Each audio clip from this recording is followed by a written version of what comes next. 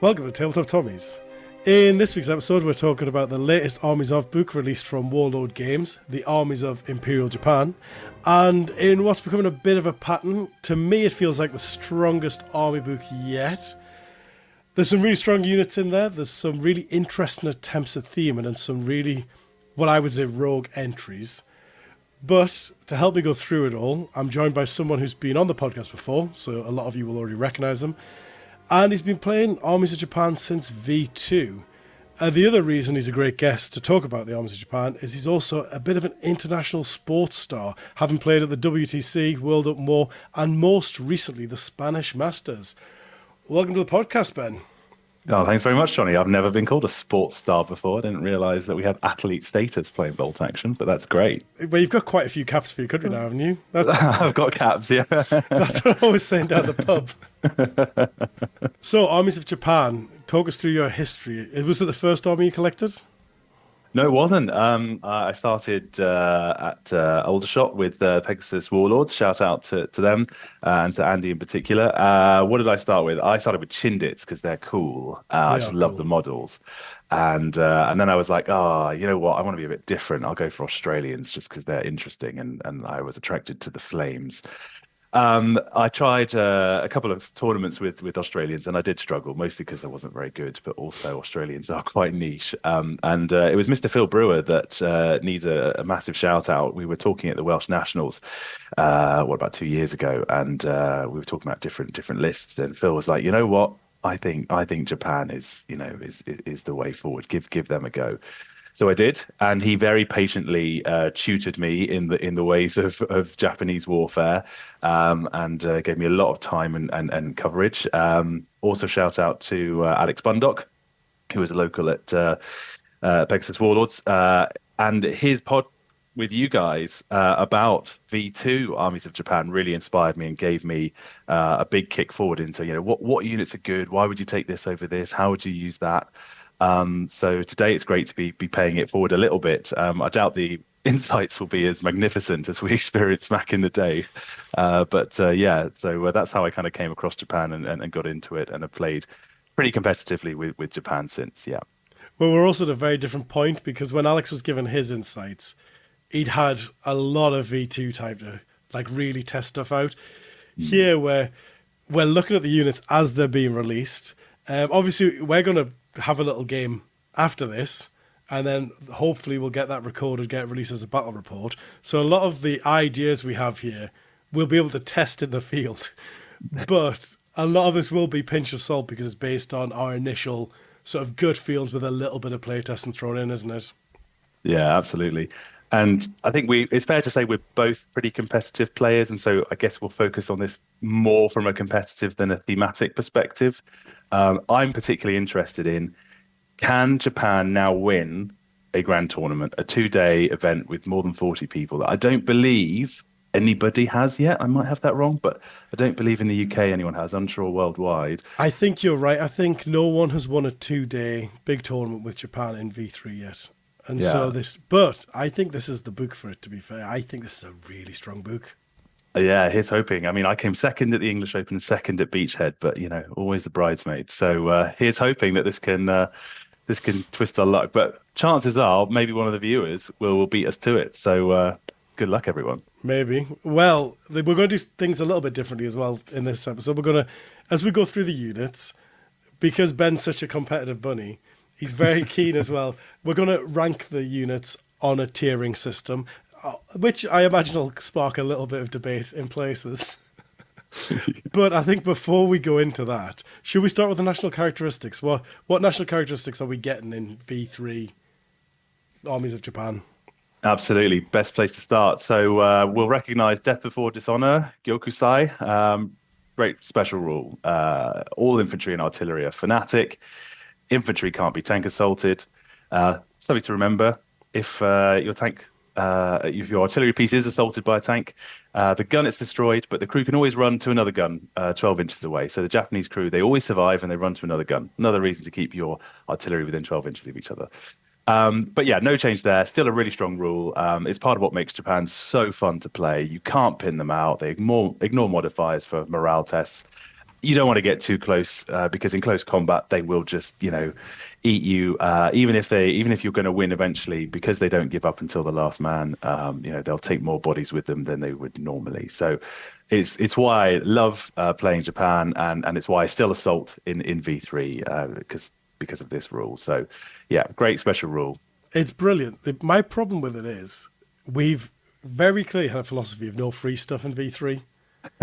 And here you've got a rule that is 2 points per model completely for free, which is wild. When we've like every other army, like for example, the US snipers are now massively overpaying for their SMG, 6 points for an SMG. Are you mad? But simultaneously, if I take 100 men, I get 200 points free, which is a bit wild. Like this is a strong national characteristic, and partly because it goes against that design philosophy of V3 that there was supposed to be no free lunches, but here we've got a free lunch immediately. I mean, arguably you could put a points cost on all of the special rules, but hey, You let's could, let's but this move one's the on. easiest to put a points cost on. Let's move on. Right, shall we Banzai forward to the next one? Banzai, yeah, what a great segue. Banzai, such a great word. I love saying it across the table. The Banzai's changed, hasn't it? It used to be, you can Banzai in any situation. You get a re-roll, and if you're within, would have made contact. It's now changed, as most people have seen already. Now it's only officers who can issue a Banzai order. The officer, must pass an order test in the usual way, and if successful, it works like a snap to action, except that all units within 6 inches of the officer who haven't already been issued an order must run towards the closest visible enemy unit. So that includes weapons teams and other units that would not be keen to assault the enemy in close combat, is the wording. And I find that quite interesting. We can come back to that in a second. But then, note that other than for the initiating officer, no order test is required for any units affected by Banzai order. That means that they don't lose their pin if they do Banzai. What So was your thing you wanted to return to on the the fact that interesting fixed are getting to wording. do it? Well, this includes weapons teams and other units that normally would not be that keen to assault. So, are you saying, an artillery piece, for example, their crew Not are going to have artillery to banzai? because infantry and artillery are two different categories. Yeah. But and this is specific, but the mortar team is the one for me. The heavy mortar team now can't charge because he's fixed. But my reading of this, but it's not explicit enough, is the frustrating thing, is that I can now charge with mortar teams because it includes weapon teams and other units. I wish instead of saying not that keen, it said that normally would not be allowed because then they've made it Yeah, really clear. exactly. But they've mixed fluff with rules again, and it's just because actually there's another issue I have with this, which is it works like a snap to action. However, a snap to action has a bigger range for a platoon commander. Sorry, for a company commander Company compared to commander, a yeah. platoon commander. And then the next line says it's only 6 inches. So does it work like a snap to, or does it work like only 6 inches? And I think it's only 6 inches regardless, because the other way it doesn't work like a snap to is you've got unlimited snaps, as it were. And so it's weird that the company commander doesn't get a bigger bubble, in summary.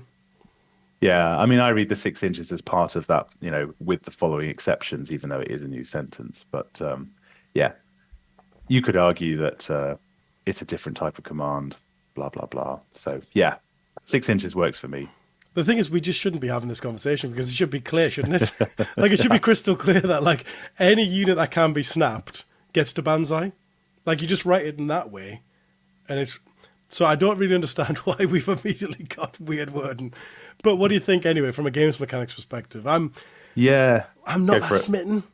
What No, about you? okay, I'm glad you said that. We can save our differences for later, I'm sure, because I feel like this is a nerf to Banzai, particularly in the way that I used to use Banzai. So if you've got paratroopers up the field, they can be exposed because they're bigger units, they're more hardy, they've come in and outflank maybe, they've just got separated somehow, they've got pins on them because they're scary. So, being able to keep them moving and threatening was a massive benefit. Now, if you're not near an officer, you're going to struggle to assault if you've got 4 pins on you, that kind of thing. You're not likely to be passing those order tests regularly. So for me, it creates more complex situations where you need to keep the officer alive, move him into a certain place to have these units nearby. Also, if you get the first dice and you want to run in, but you've got fragile units nearby, you either have to be, really clever about the sequencing and just make sure you've killed that unit before the mortar team runs in. But then you've also wasted, the mortar might be ranging in on something. So you've got to keep units close, but also away. Yeah, I think it's a bit complex. And I think this is where you have to forget about it in terms of V2 Banzai, I think. So I think write it off in terms of your paratroopers and as an offensive tool. And I think the way you use this is, say you do build a heavy mortar pit, you have that officer next to them, and if the enemy come close and they think, oh, your mortars can't charge me, because you'll forget about this. If no one's using it, you'll forget about it. And then those heavy mortars come rushing at you. And yes, it's only 4 men, but they're fanatic 4 men. They could clear you out. And especially if it's like Breakthrough where the kill dice don't matter, suddenly when you thought you were just going to walk past these heavy mortars and off the table, you've been wiped out by them. And that's where I think the power of this is. I don't think you can use it in the way we used to use it because, as you said, trying to keep that officer with your paratroopers, he's just going to get minced constantly. Yeah, I agree. And so what I do like about this rule is it is more thematic. It is more as a last ditch attempt, which is how it was used in reality. So as you say, if you're having to charge units with your mortar teams, you're in a pretty dire situation, which is when Banzai was used. So fair play to the writers on that. From a competitive perspective, yeah, it changes how you use Japanese a fair amount. But there's other good stuff to come. Yeah, I think that's a fair. I think thematically it's a good change. Competitively, Banzai's gone basically. It's a good use it defensively rather than offensively. The next one I'll jump in with because it's a Soviet rule: lack of radios. You can save points on your transports. Sorry, not your transports, on your command vehicles by not giving them radios. So instead of paying the 10 points upgrade, you just don't. You get a free command vehicle, but the range is limited to 6 rather than 12. Brilliant rule. I love it. What about you, Ben? Yeah, great rule. Love the flexibility. You can take it if you want. You don't have to if you don't want to. I'm probably going to be looking to save those 10 points in most situations. Great. So actually, not that's all the special rules. Obviously, we're about to move into like the squad upgrades. I don't know what we're calling these. Like for King and Wow. Country in the Brit book. What are they called? They're still army special rules technically, but they're just unit specific. Yeah. Oh, they're the stuff you're not getting for free though. That's the difference. We're now That's paying. right. We're getting into the paid for You have to upgrades. pay for these ones. Yeah. Yeah. So I think these are better taken in situ with examples of the units that can take them rather than cold. I know, but Johnny, maybe you want to like discuss a couple of them up front before we get into the specifics. Well, I think give a brief overview, just so as they come up, we can reference back to where we were. I think might be a nice thing to do. Yeah, sure. So there's four. The rule is Yamato Damashi, and there's four different kind of types of unit that you can build into, similarly as we've seen in Armies of GB. The first is the SNLF, Special Naval Landing Force. So this is a quite a similar rule to what was it, King and Country in GB. You get to take 2 pins if you pass your order test. What's also thematic here is that the Navy and the Army were bitter rivals, and so there's a taste of that that's come in here, where if you have a SNLF platoon commander, they're a little bit cheaper. You save 5 points on a platoon commander, 10 points on a company commander, and you can't snap to action non-SNLF units. So in my mind, I was going to, okay, so if I wanted to use my officer a bit more aggressively, I'll take an SNLF officer, I'll take SNLF paratroopers, and make sure that he can only snap to the ones that I want to move forward if I want to use it offensively. So that is potentially a play there. I think it's very, yeah, this is actually really good because the officer tax, now that you've got to take an officer anytime you want to take anything that isn't just a rifle section, like, it's tiresome. Being able to save 5 points per officer is huge. But also, as you said, being able to gimmick the Banzai by basically you make anything that you want to Banzai SNLF, anything you don't, leave it not as an SNLF. That's a great way to gimmick the Banzai and get that back into play. So I actually think this is like a bit like what I was complaining about Fnatic being 2 points effective. This is 2 points effective in my opinion because everyone else is paying a minimum of 21 points an officer, you're getting 16-point officers here. Yeah, I love that bit of it, and as I'll moan about later, what was so nearly great about this is you have to be veteran. So To I'm get the thinking, 2 pins. wouldn't it be great to be able to take some of your artillery pieces or things that want to be more accurate? Wouldn't it be great if we could, like the Brits and others, give them that rule? But hey, you can't have everything. So yeah, great rule. Do you want to take the next one, Johnny? Yeah, well, the next, I'm very keen to take the next one because I'm going to kick off Yeah. again because, so we've got paratroops. Because they're already fanatic, they haven't given them stubborn, they've given them tough fighter. Very nice. Obviously, you have to be veteran in order to get tough fighter or to be a paratroop, basically. Now, the thing that I'm going to kick off about is they've hard coded that if you are a tough fighter, because if you've upgraded your paratroops to be tough fighter for 1 point, you only pay 3 points for an SMG. Now, this is sporadic throughout the other army books, but it's super inconsistent. It's like basically 10% of the time you see this happening.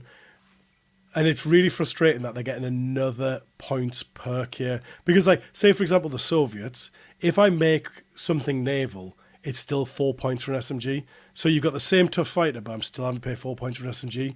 Now, this is something that should have been decided before we released V3. Before, like, day one of V3.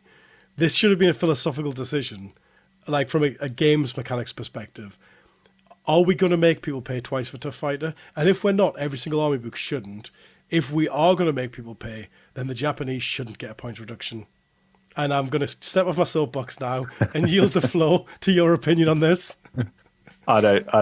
All I'm happy about is that paratroopers continue to rock because I have lots of paratroopers. Some of them are fills, but which he'll be getting back shortly. But yeah, great rule. For me, this is clearly a go-to place for the Japanese. Uh, what happens in other army books happens in other army books. That's for Warlord to figure out. What I'm curious about, as a rhetorical question, is how do paratroopers and bicycles work? Like, I've just got visions of them jumping out of planes with a bicycle. So anyway, a lot of them were used defensively. I get that, but I don't, I just love that imagery of like paratroopers and bicycles. yeah, I don't know about the armies of Japan, but obviously the Brits had like the well bike. You know, Yeah. like the fold-up bike, and it was dropped in a canister, and then and I think that's a little motorbike actually as well. So like Oh, fold-up cool. bicycles were a thing.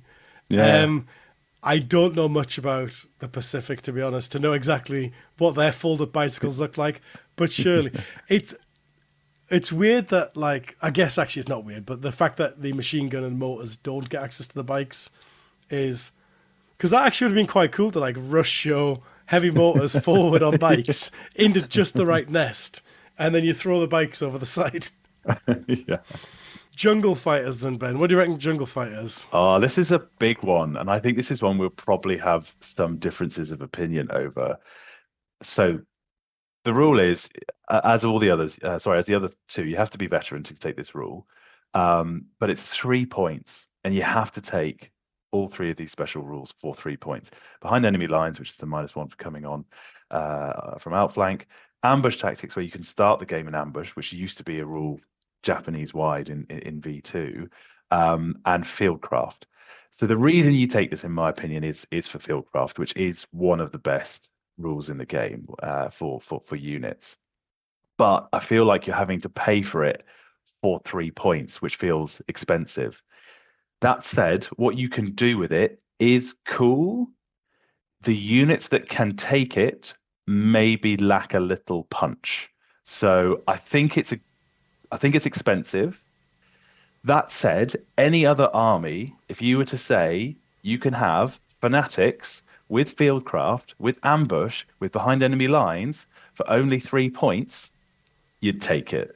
So You they're beat me to my clearly good. counterpoint, which was that Yeah. in another army, Fieldcraft Yeah. and Fanatic is 3 points. And that's such a banging combination because take a big squad, you rush them through the woods and strike simultaneously in the assault.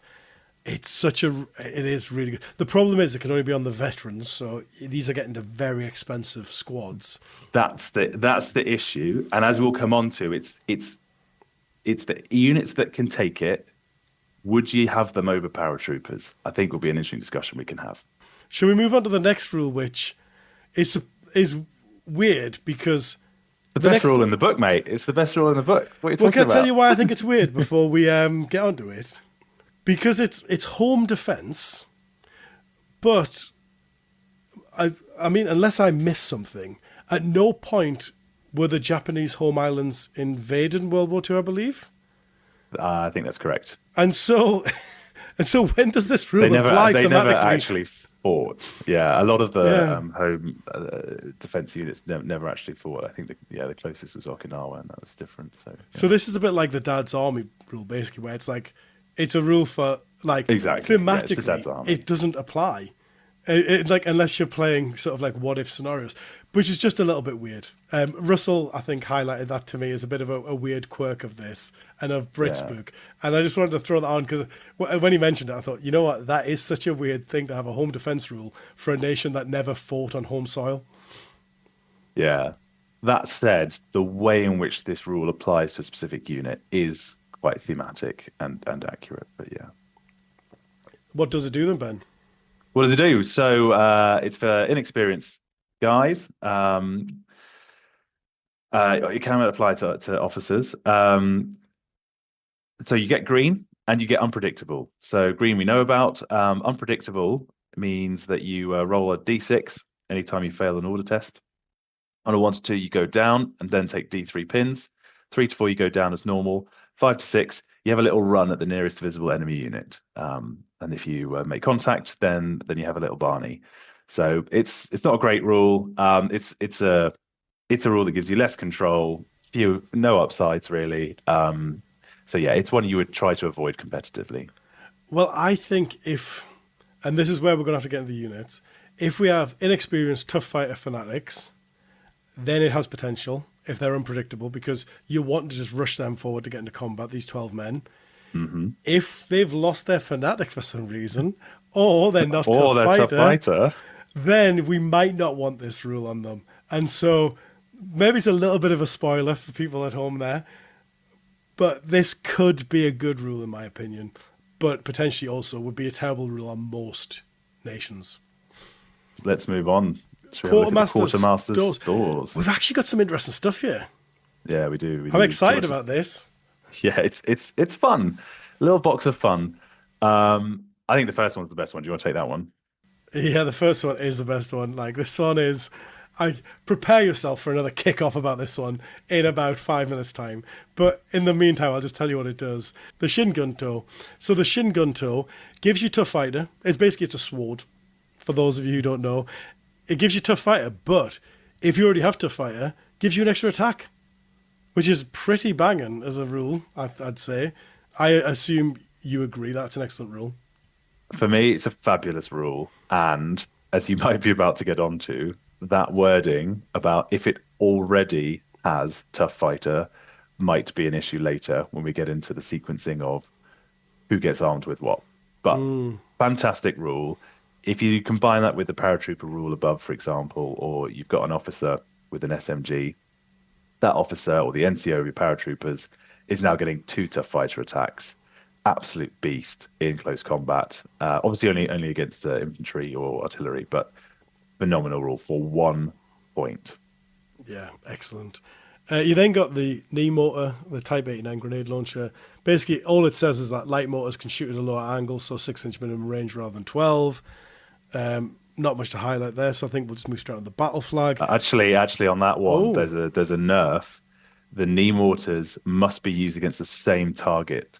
So I'm thinking, I never saw him do it, but I think Will Shipman, for example, took a grenadier unit to the Warlord GT. I think he did. Or he had big units, and yeah. So if you've now got 3 mortars in a grenadier squad, they've all got to shoot the same target when you might have wanted to spread them out. So for me, that's a bit of a frustrating nerf.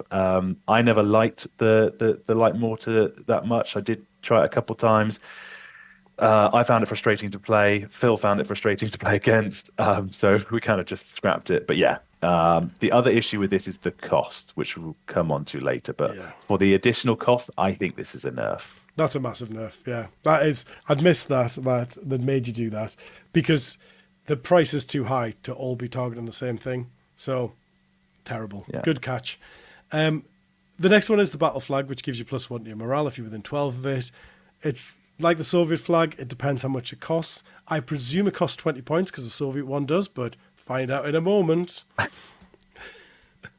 then, then we've got the signal and bugle, which is like the anti-battle flag, where if you have an inexperienced unit within 36, an enemy inexperienced unit within 36 that can't see the bugle, the idea is he can hear it, and so he gets -1 morale. I think this is a trash rule. It's like Tiger Fear. It'll be forgotten about, and any rule that just hurts your opponent isn't a good rule. It's not a feel-good rule, that, in my opinion. What are your thoughts? Yeah, I mean, I've heard people when this was published in December talk about, oh, cool, yeah, I'm going to use that, and I'm going to bravely brave Sir Robin the enemy officers off the field, and blah blah blah. I'm like, yeah, but are you? Like, I mean, it's so situational, it's so niche. Yeah, fine, you put him in a transport, no one can see him, and you hope that someone fails a test. I get it. Like, I can see why people would give it a go. Will I? Probably not, unless I'm playing thematically or just know that I'm going to be playing people who are taking lots of inex. So, yeah, probably not one to write home about. Yeah, it's too situational, but the problem for me is the time set it's going to come in is when it's like a thematic rather than a competitive game, I think. Because I don't think the competitive gamers are going to really lean into this. And they're the people, like the people who are playing thematically are going to be the people who are most frustrated by this because you've really lent into a theme and you've been punished for it. And so I think anytime you write a rule that punishes the opponent rather than benefits the person playing the force, you should throw that rule in the bin and rewrite it. Because it's the exact same problem we had with Tiger Fear. It was a feel-bad rule from the get-go. And so I'm hoping just no one uses this and we never have to think about it again. That's my... to get us out of the quartermaster's stores, though, you do have demolition charges, which I'm excited to see someone use at some point. Yeah. Watch this space, I guess. Yeah, exactly. I'd love to see someone use this in a tournament. But yeah, I can't see that likely. And then we jump into our units now. So Japanese officers have had a bit of a glow up, haven't they? Yeah, I'm liking the look. So nice to have the option to go inexperienced for platoon and company commanders. Um, you get them with a Shingunto for free, so they kind of get Tough Fighter for free, which is Well, great. you lose your rifle. So the idea is you go down to a pistol, which is -1, and then you pay 1 point for the Shingunto, so which Yeah. balances out, basically. So I have no qualms with the pricing on that specific element. Yeah, that's fair because I kind of jumped the gun there in that I would give them a submachine gun for 3 points, in which case you have given them an extra Tough Fighter attack for free because everybody else has to pay 4 points for an SMG normally. So that's how I would run the officers if I was intending to put them in harm's way. And if we can pause there before you move on. So for 33 points, Japan get a regular platoon commander who is Tough Fighter with an SMG, with an extra attack in close combat. Every other nation, an officer with an SMG costs 34 points. So every other nation's paying 1 point more for one less attack. It's clearly like this has been written badly. Like the person who's done the maths here has gone, oh, well, you only pay 3 points if you already have Tough Fighter, because they've neglected the fact that the Shingunto gives you a benefit. And so he should be 35 points, would be my argument. At the very least, he should be 34. And we argue the Shingunto is a national characteristic, you can have it for free. But the fact that he's cheaper and gets more attacks is wild to me. And that's before you even make him SNLF to make him 5 points cheaper again. Exactly. Yeah, that is tasty. Oh, I'm so cross about that, by the way. I'm absolutely livid. Yeah, I'm not. I mean, I am So- planning to run Japanese at some point, so I I'm was not about that to say, yeah. cross. But Not I'm that cross for cross. everyone else. Across for everyone that's going to have to face it. I mean, yeah, there's all these little quirks, and yeah, fine, the math doesn't check out. And this isn't a correct argument, but also when you look at how rubbish the armor is, it's kind of like, okay, yeah, you win here, but you lose in the armor. So it's not correct maths, but it's something that I could live with. And then, so are you going to, you can now take up to 4 men, so you can have 5 men total. Yep. Are you going to make them paratroops? Is that your thinking? Make them all Tough Fighter? Yeah, it depends on what I want them to do. So I usually have in a transport a paratrooper squad, and then I would take the full 5 men better and make them paratroopers as well. Now you can only give one other guy an SMG, which is before you could give the whole. You could only take 3, but you could give them all SMGs. So yeah, I mean, fine. Japan didn't have many SMGs. It's fair enough. But it's still good enough because they're all you could take them all tough fighters. So that's a nice little kill squad there, survivable. I like it. And if you do How take about the you, Johnny? paratroops, How would you run yours? well, if you take the paratroops, you also save a point on your SMG. Is the other benefit. So you can have 2 SMGs for 6 points rather than 7. And so I would be tempted to do 5-man SNLF squads. Because what are you paying there? You're paying 28 plus 16. So what's that? 46 was that? No, that's wrong. 44. So you're paying 44 points to get like 5 men, one of which is an officer. You then, do you know what, at that point, put 2 SMGs in. So that's going to take you to 51 points. So 51 points, you're getting 5 inexperienced men with 2 SMGs. Now, it's not going to win battles for you, but it's actually going to make the officer useful. Because even inexperienced 5 men's good for holding an objective, or when you have to run them somewhere in the open, you might actually. Because the problem is, if you only give them one mate, even rifle fire will take him out. But with 5 men, he's pretty hardy then. So that's the way that I'm thinking I'm running them. Either that, or as a 16 points single man, which is incredibly cheap as a tax. Yeah, it's nice to have that option to just take another platoon and only have to pay a 16-point tax for it. Yeah, really, really strong. And then the battle flag's actually 25 points this time. Yeah. So are we overpaying for the first time ever? Because I believe maybe. Depends if it's worth it to you. Well, I think the Soviet one was 20, wasn't it? I'm not sure. I'm just going to quickly check. Because I can't kick off all day long about them underpaying for stuff, and then the one time they overpay, I just skirt past it as though it never happened. Yeah, the victory banner in the Soviet book's only 20 points, so they are actually overpaying for their banner. But it's interesting because in the Soviet book, it goes on the commissar's unit rather than the officer. So I guess you can argue it's not exactly the same, but actually it's the exact same piece of equipment with the exact same effect. The Japanese are overpaying for it, which I don't understand why we can't have consistency between the books. We're quite deep into V3 now. Let's just make it consistent. But moving forward, who knows? Maybe it's a day one errata. There's a couple throughout that I suspect might be day one errated. So yeah, that might be one of them. Yeah, which is, we shouldn't be getting day one erratas though, because we're getting 3 months between releases. So it's not like, do you know, if we released all these army books within 1 year of V3 being released, I'd have a lot of respect and like patience for day one FAQs and erratas. If you make me wait 3 months for the book, it should be perfect when it's released. And so this is my frustration here, isn't with the Armies of Japan from a games mechanics perspective. I'm realizing my frustrations here are actually with the Warlord process, that they still haven't seemed to nail this down. So, soapbox concluded again. Can we put that one away, or are we going to keep getting it out? I'm going to keep getting the soapbox out. Okay. It's not going far away. It's just I'm just putting it to one side because there's more to come. Don't you worry. I need to bring a little Elmo flag. Elmo's enough. Let's move on. Yeah, no, you need the world's tiniest violin. That's what you need. Just every time I'm having a little, just start playing the world's tiniest violin. Yeah. Right. So before we move on from officers, we need to decide and probably explain the rankings that we're going to use for folks. So this is a ranking system that people have probably seen in other systems.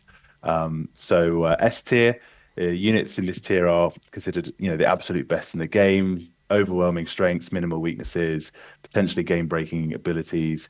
They're generally the kind that you would kind of auto include in your list. A tier, they're above average or really strong. So they're powerful, highly effective, can often compete with S tier units, but might have a few more weaknesses, require more skill or specific team composition to reach their full potential. B tier, this is your kind of solid, capable units. In mid tier, clear strengths, noticeable weaknesses. They're viable, but they might struggle against higher tier units without a dedicated specialist player or particular strategies. C tier then is, generally considered average or below, significant weaknesses or require specific niche situations to be effective. They're probably going to be outclassed by most other units. And then D, these are like weak or disappointing. So it's obviously the lowest tier, reserved for units that are unviable, non-functional within the game's current meta, typically reserved for like joke units or those with severe flaws that make winning competitively nearly impossible. So you take them for theme lists only. So that's the tiering that we're thinking about. Johnny, based on our discussion, where do you place the officer team in general? Obviously, you can take it in a number of different ways. As a rule, where would you put it The as a problem unit? you've got with the officers is you have to take one. And so that makes it weird to tier, as it were. As officers go, this is the best officer in the game by a country mile. German officers, you can maybe argue that the Germans are maybe as good because they get that extra. But I actually think this is far more versatile and far more useful. And so I'm going to put them in the A tier. That's where I'm going to put Japanese officers. Yeah, I'd go A tier too. I'd argue because of how I like to play, the Germans, you can stack the officer team with SMGs. Yes, you're paying full price for them, but it's still nice. Now, of course, with these guys, you can assault, you're fanatic, blah blah blah. So I think it's really good. A tier for me as well, for sure. I think if you didn't have to take an officer, he would be B max. Like if you could just build an army of any unit you wanted, but because you have to have at least one officer, that's what's for me is making him. Well, if I've got to take him, he's an A tier officer. Yeah. Obviously, we've got the usual medic and forward observers. I don't know if you want to like really hit on them too much. They're the usual. The thing that's interesting is the forward observers get a shin gun tool, which is interesting. Do you want to spend any time on those two units, or do you want to move straight on to the specialist HQ option? Yeah, I think let's just talk about the Kemper. I think we'll try to focus on things that are new or different or interesting. So Kemper has changed a little bit. It's now the same price as an officer, which is kind of odd because it doesn't confer the same morale bonus. What they do instead is, if you're within 6 inches of the Kemper officer, you can re-roll failed order tests, which is handy. But also, if a green friendly unit is within 6 inches, excluding the Indian National Army unit, then you can re-roll that green result. For me, this is a bit of a. I was hoping for something a bit more spicy. Yes, great to be able to re-roll. Great that you could make them jungle fighters, so they've got field craft, so they can go all over the place. But they're quite expensive for a re-roll to be within 6 inches. And I've kind of experienced this at World Open War with Kemper who have slightly different characteristics. And just trying to keep these little units that are quite expensive alive in kill points, it's just extra faff. So for me, I'd put this as a C tier unit. But how about you, Johnny? Yeah, I think I might be a little bit more generous, make him a B, but he is on that threshold where I think if you build your army around him. So previously, where he was stupid cheap, he was not included for cheap order dice. Yeah. Now you're paying enough points that you really have to build your whole force around this guy. And so if you build an army of lots of green units and Kemper to keep them moving and pass the green tests, yes, I'm in. But if you don't have any green units, he's an absolute waste of time. And so, yeah, maybe he does go to C, actually, just because of the price point. Yeah, and I think, as we'll come on to later, you're not going to see people taking lots of green units. And that's that's why I think it becomes a C unit, because you can't build enough of a viable force around it when you're looking at this just competitively, right? Not thematically. Well, the thing that I like here is because we put the price up, he hasn't gone so high up that it's like never take him, but he's high enough up now that if you haven't built a force specifically around this idea, there's no point putting them in. And I think that's the sweet spot. So for Armies of Japan, it's sad they've lost their Kemper nonsense, but actually for the game, I think it's good. They've done a good job there balancing him out. Yeah. And that's all the HQ options, basically. So, nice and easy. Infantry squads wise, they do have quite a few. I assume you don't want to visit all of them, but there are some that I think definitely need to be discussed. Where would you like to start, Ben? You know what? I think it is worth talking about the IGA squad to start with and how the different characteristics come to life. And we can use that to talk about our jungle fighters, veteran jungle fighters, good, versus SNLF squads, which we'll come on to later.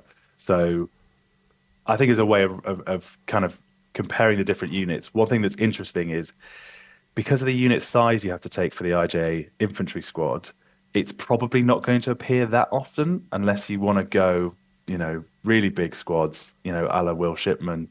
Um, so for me, the IJA probably is it's a solid B because, they're your basic infantry, but they are fanatic for free. So that's good. I Yeah, think the you're more right. interesting question. It's not good at all because you haven't got access enough to fighter to make the veteran jungle fighters worthwhile. Because great, run through woods, but if you haven't got tough fighter, there's no real benefit to that. They don't have a huge loadout, really. I'm going to throw the Grenadiers in with this as well, just to wrap them up. Yeah, It's yeah. 25 points now for that knee mortar. Yep. And so you're paying 75 points for three of them that can only target a single thing. hmm Even at 20 points, I thought they were expensive. I think they're a 10-point upgrade, basically, if you want people to take them. And so, and as you said, you're limited to a minimum of 6 for the Grenadiers, 7 for the regular IJ. And that's too big to be taking MSU units that like hold objectives and stuff, or like run onto an objective through the woods in the last minute.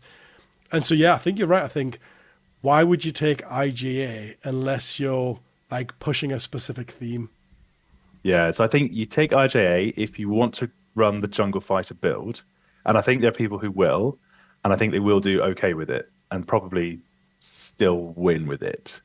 But I don't think you're going to go all jungle fighters. You'll go a unit or two that can push up onto an objective early.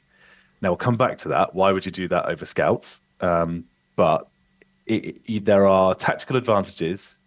Fieldcraft is one of the best rules for infantry in the game. So it's still good, but because you can't give enough bites to them, yeah, Yeah, I struggle with it. For me, I they're not can't good at get shooting them. either. That's the They're problem. not great at shooting. If you could have two Um, LMGs, and so you could fieldcraft turn one, last dice, first dice the next turn, just open up at point blank against someone with the LMGs. I could make a case for them, but everything they can take is like ones, and so they're not good at shooting. They're not good at combat. Meh. Yeah, what tier did you put them in? C? so I put jungle fighters in B because I don't think they're bad. But without Jungle Um, Fighter, then they're in C. so IJA, I think IJA themselves as like regular infantry, yeah, you could put them in B or C. You probably won't see them that often because of the unit size. But having your standard rifleman as fanatic for free is also not bad. So I wouldn't put Yeah. them as below average. I still think IJA would be at the very end of Well, B the question here is with your tiering, are we tiering against the rest of the book or against the rest of the meta, as it were? against the meta, I would say. So in that case, yeah, they're a B. I'm happy Yeah. with that. Against the rest of the book, they're like a C. Like, don't take Yeah. IGA, lads. There's so many better things. Should we move on to the next one then? On that note, Well, yeah, so I would put the Grenadiers in C, which you mentioned. but you see, the benefit of the Grenadiers is don't give them the light mortars. You can have one less man because one of your complaints Well, was too many men. for that, you take the SNLF squad. Yeah, but my argument is the Grenadiers are better than the IGA because you can take smaller MSU squads. So the SNLF you can take as 5 man. No, but if we just forget about that, if we're just comparing IGA against Grenadiers, they're on Oh, I par, see. or if anything, the Grenadiers are slightly better. Oh, I see. Yeah, yeah. That's my That's fair thoughts. enough. Yeah, yeah, got it. Understood. Yeah. But it's also like why would you take them? Because it's Yeah. one fewer man, I guess. If you want jungle fighters and you only Yeah. want 6 men and you don't want to pay for the full 7, Yeah. That's take the fair. Grenadiers, but without the Grenadiers, if you know what I mean. Yeah. Okay. So SNLF though, you referenced you're keen on the SNLF, are you? I think they're your go-to if you want to take your 5 man LMG backline holder squad because you can take them as 5, unlike the others. Yeah, I mean, outside of the veterans, they don't get any benefits of being SNLF. And so you can think of them as just normal infantry. The one benefit Exactly. they do get is if you've reduced your officer tax by making him SNLF, this is the way to go because it allows you to still be snapped by your officer. And so I agree, take the SNLF. Unless you want to run through the woods with reckless abandon, take the SNLF infantry instead. Yeah. Yeah. Nice. I mean, what do you think to Iron Discipline with the veterans? I am not sold. I think I think on these veterans, it's fine, I guess. I would rather, if I'm taking veterans though, I'm going to go paratroopers, which we could talk about in a second. So I think again they're a solid B. They're not hurting you having them, but there's better units that you can take. Yeah, the one thing that actually we didn't mention is the NCOs. You can have the Shingunto either for free if you swap your rifle to a pistol, or you can pay 1 point. Which to have the one tough fighter in the squad is actually quite a nice cheap upgrade. I'd be tempted to do that almost every time. I think just swap the officer for the pistol version. Yeah, yeah, Yeah. yeah. So SNLF, you're ranking a B, I guess. I'm ranking them B ahead of the grenadiers and the infantry, but below the jungle fighters. You think the SNLF are worse than the Jungle Fighters? Yeah. I think the Jungle Fighters are worse than the SNLF. Ah, So this is why I wanted to put the IGA in C, to be honest, because I don't think the SNLF are great, but I think they're better than the Jungle Fighters because of the cost. Because rules-wise, the Jungle Fighters are great, but you've paid so many points for them. Like you've mm, paid 91 points for 7 regulars. That's a lot of points. And so I actually think they're a bit like the body armor, where it's the noob trap where, oh, look at all these rules I've got, it's amazing. Meanwhile, everyone else has paid half as many points for the same number of men, so they've got twice as many men. And so that's why I think the SNLF are slightly ahead of the IGA for me. yeah. Ahead of the jungle fighters. Yes, Yeah, ahead of the Jungle Fighting IGA. yeah, yeah, yeah, Specifically, yeah. yeah. Great. But forget all of them because we're not going to take them anywhere. We're just going to take paratroops, aren't we? You and I are, yeah, but let's explain to everyone why. Go ahead then. Okay, so we've got two types of paratroopers, which is just lovely. It's like one is great, two is just unbelievable. And so curious, Johnny, for your thoughts on which variety you'll take. So you've got the IGA, the Army paratroopers, and then you've got the SNLF paratrooper variety.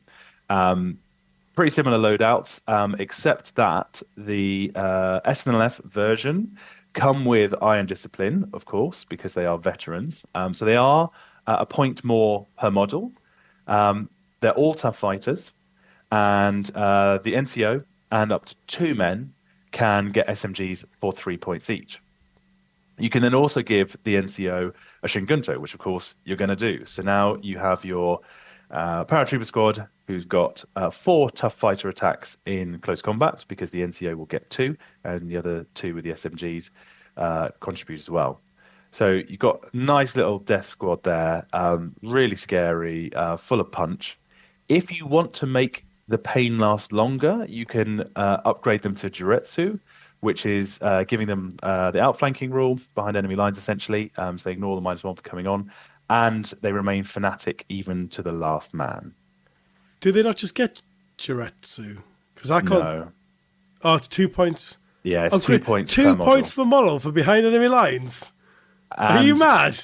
you take it because it makes you fanatic to the last man. So that NCO, he'll hang in there another round with his 2 tough fighter attacks and take some dudes with him. So you can see situations where, yes, that will make the difference. For me personally, having been in a lot of those situations in assault, if you're down to your last dude, like, he's dead Yeah. anyway. If it's a kill points mission, they'll get the dice back. So you might take another dice with you. I get it, but it's a lot of points if you're running bigger squads. I'd rather have an extra man and have the extra shot during, because on average you're taking 7. I'd like to take seven men. So there's the same points cost more or less, but you get an extra shot for the rifle getting in. So for Yeah, me, it's not worth it unless you're going really small squads. I agree. I don't think it's worth it at all. I think you're right. It's better. You better spend those 10 points on an upgrade somewhere else. Like get another tough fighter in every squad or whatever. Something that's going to swing the combat more in your favour so you're not swinging to the last man. Yeah. The thing that's interesting is I don't think the SNLF rule is that good here. I think comparing these two directly, I was starting to think about it as a direct comparison. Yeah. And losing 2 pins when I passed my test hasn't solved the problem that I need to be solved. The problem that I need to solve was passing my test first time every time and getting into combat. The fact that I've lost 2 pins and so next time I won't have to, but after that combat, you're going to be laying the pins back on me anyway. It's kind of irrelevant at that point, and so I actually think save the 5 points and go IGA. That's what I'm thinking. Yeah. I've blown in the wind on this.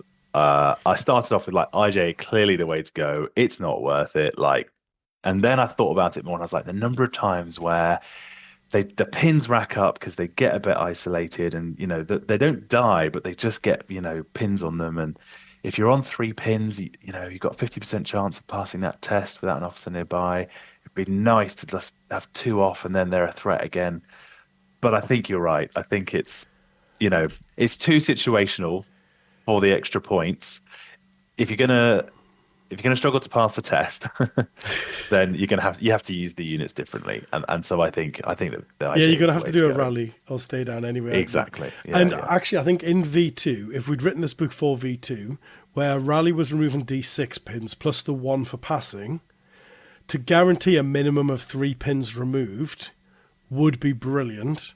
But because it's now so easy to strip pins, and the same with like staying down just strips all your pins, I actually think what you do is if you get to that 5th pin and you've got no chance of passing, you either do a rally, or if you had to go down to shooting, you stay down and lose a turn and bring something else up around. So I think it's too late. Once you've passed the test, it's too late to have lost the pin. I'd rather have lost it before. And so I'm thinking IGA, I'm thinking 3 SMGs.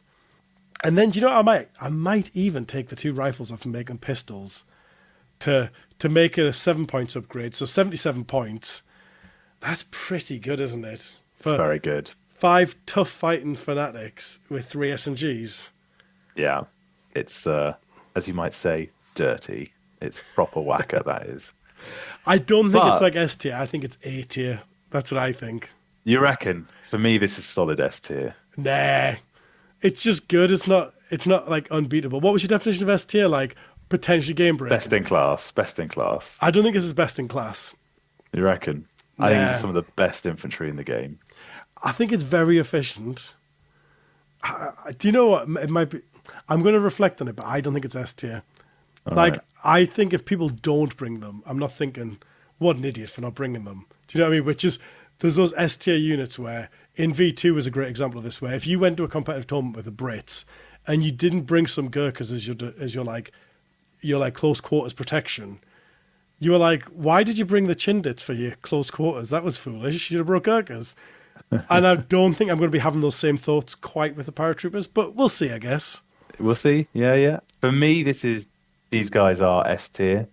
Um, I want to slightly revisit the discussion earlier around. So you talked about how the SNLF version of the paratroopers not that great, taking the 2 pins off. So I agree with that.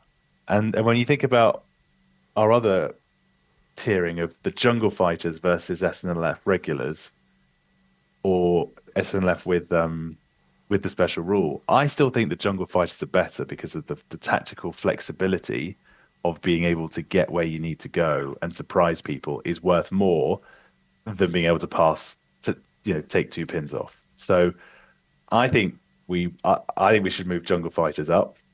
I And think the problem is they're too expensive. I think, like, I agree they're better, but they're not proportionally better to the points increase, especially at regular, because at regular you're paying 13 points a man compared to 10 points a man for the SNLF. Now, obviously, you don't get your SNLF perk. They're just generic infantry at that point, but they're generic infantry with fanatic. And so I think the 3 points a man, when you're having to take at least 7, it makes them so expensive that I think it balances out the fact that running through the woods, being able to just frolic through the woods without any difficulty, I think it's yeah, balanced by the points cost for me. fair enough. Fair enough. All But right. So We're gonna Paratroops, put are we going A or are we going S? well, let's put them top of A for now, and Interesting. we'll pop the SNLF version behind them. Moving on to our next squad, we've got cavalry. They're basically cavalry, but with fanatic. Now, the one big perk is your NCO gets a shin gun tow again for free if you give them a pistol, which makes them better than most nations' cavalry. But they're not as good, in my opinion, as, say, Cossacks or the Polish cavalry. I'd say they still Yeah, have the edge on them. I don't know. for What are your sure. feelings? Yeah, I think these are good and situationally can be really powerful if you got certain builds. I like the fact that you can put AT grenades on them. Yeah, I think these are solid B tier. Yeah, bang them in the B.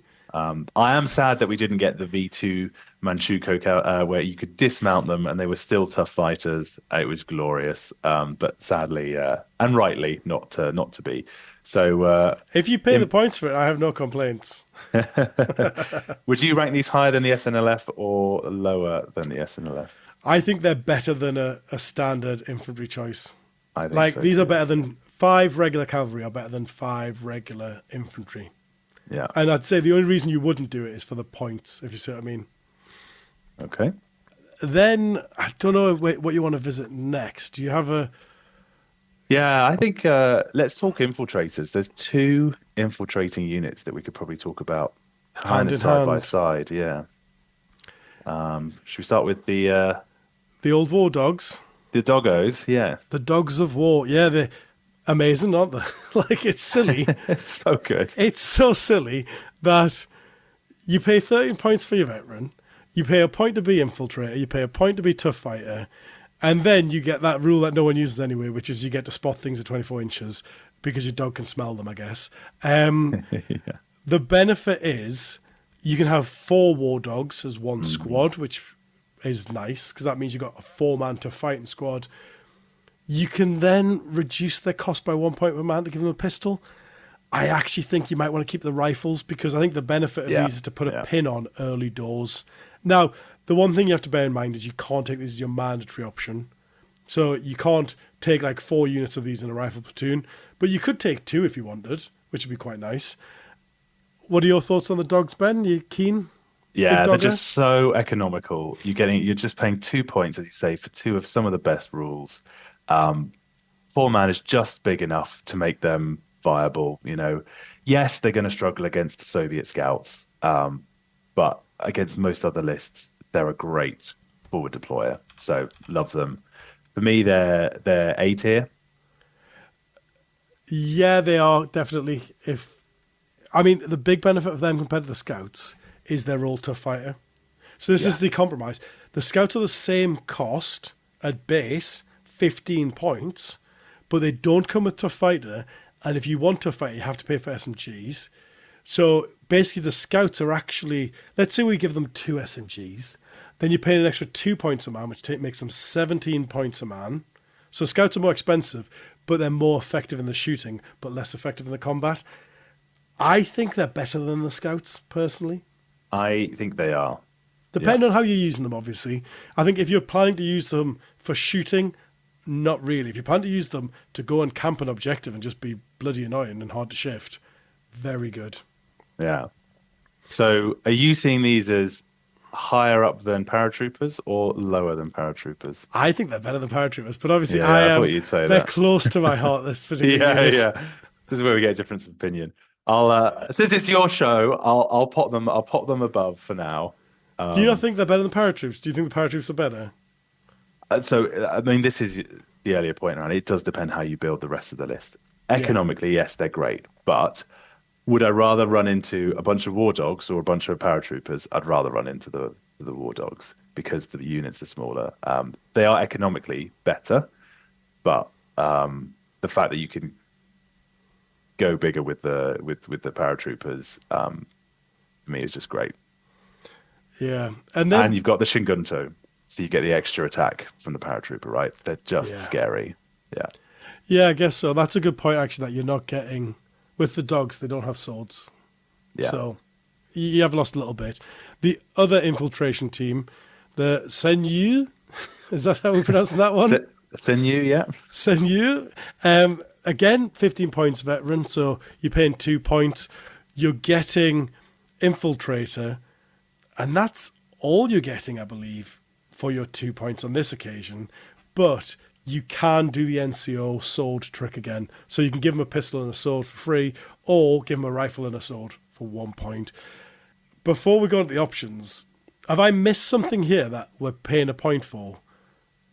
Yeah, it's odd this because the unit out of the box is a point per man cheaper. It should be 45 points, right, for three veterans. So you're kind of getting a discount on the first three, but then any that you add thereafter, you pay more for, unless my maths is crooked. So it's Yes, kind of interesting. you're paying 14 points. Yeah, you're absolutely right. You're paying 14 points a man for the first three, and then 15 Yeah, points for the next two. So yeah, actually, the 14 points feels right to me because that's a veteran plus infiltrator feels right, which means I think the 15 points is an error. Perhaps they've copied that from the scout squad because the reason the mm. scouts are paying 15 is because they give them behind enemy lines. The classic warlord give you two rules that you can't use both simultaneously and make you pay for both. Yeah, And I do wonder if that's where that error's come from. I mean, you're overpaying for something finally rather than getting something cheaper, so you can't complain too much. Now, the option that they can do, which I'm interested in your opinion on, is you can make them all tough fighter, but to do so, you have to give them pistols basically. So you can swap their rifles for improvised weapons, which gives them a 6-inch pistol attack and tough fighter.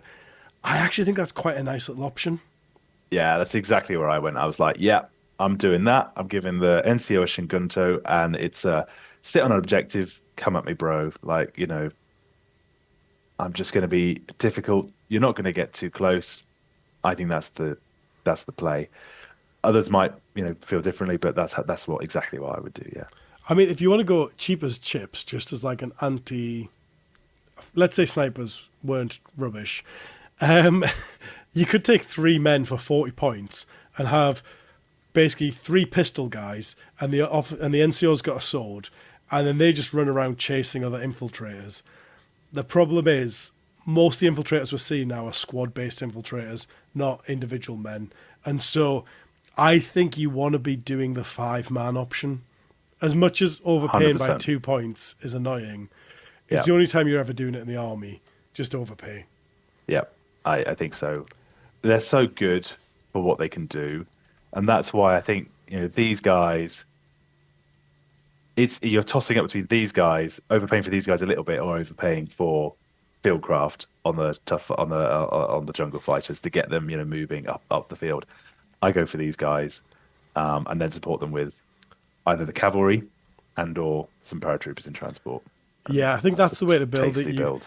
You either do a paratrooper army with like a few infiltrators, or you do a cavalry with infiltrators would be a tasty combination because obviously the cavalry can Hmm. catch up so quickly. Yeah. Now, the one thing we didn't mention, I don't think yet, is that you can only have one Senyu infiltrate squad per platoon. Yep. The dogs can't be your mandatory.